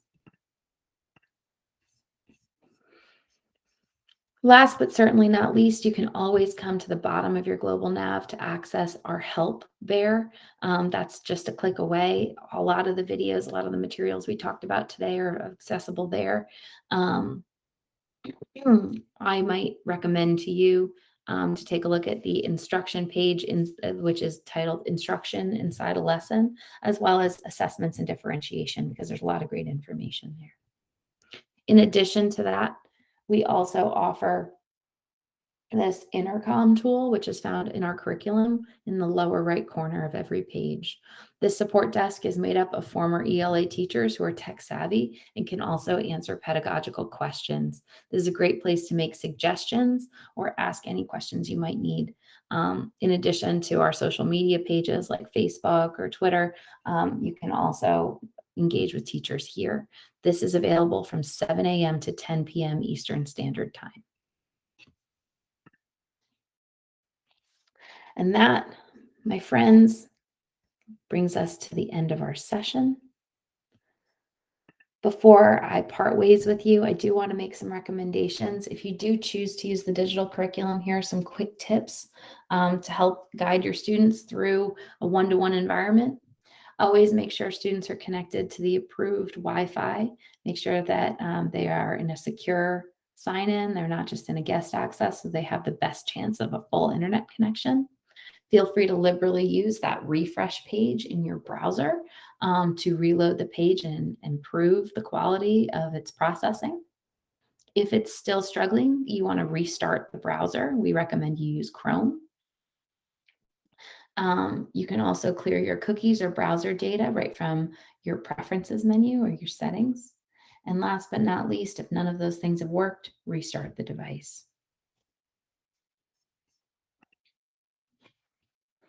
We invite your feedback. Feel free to access this hyperlink and give us a little feedback on your first initial training. Again, my name is Gwen Hedden, and I have really enjoyed working with you today. I hope that you enjoy using Amplify, and feel free to pause, rewind, or access our resources on our professional learning page. Thanks so much, and have a wonderful day.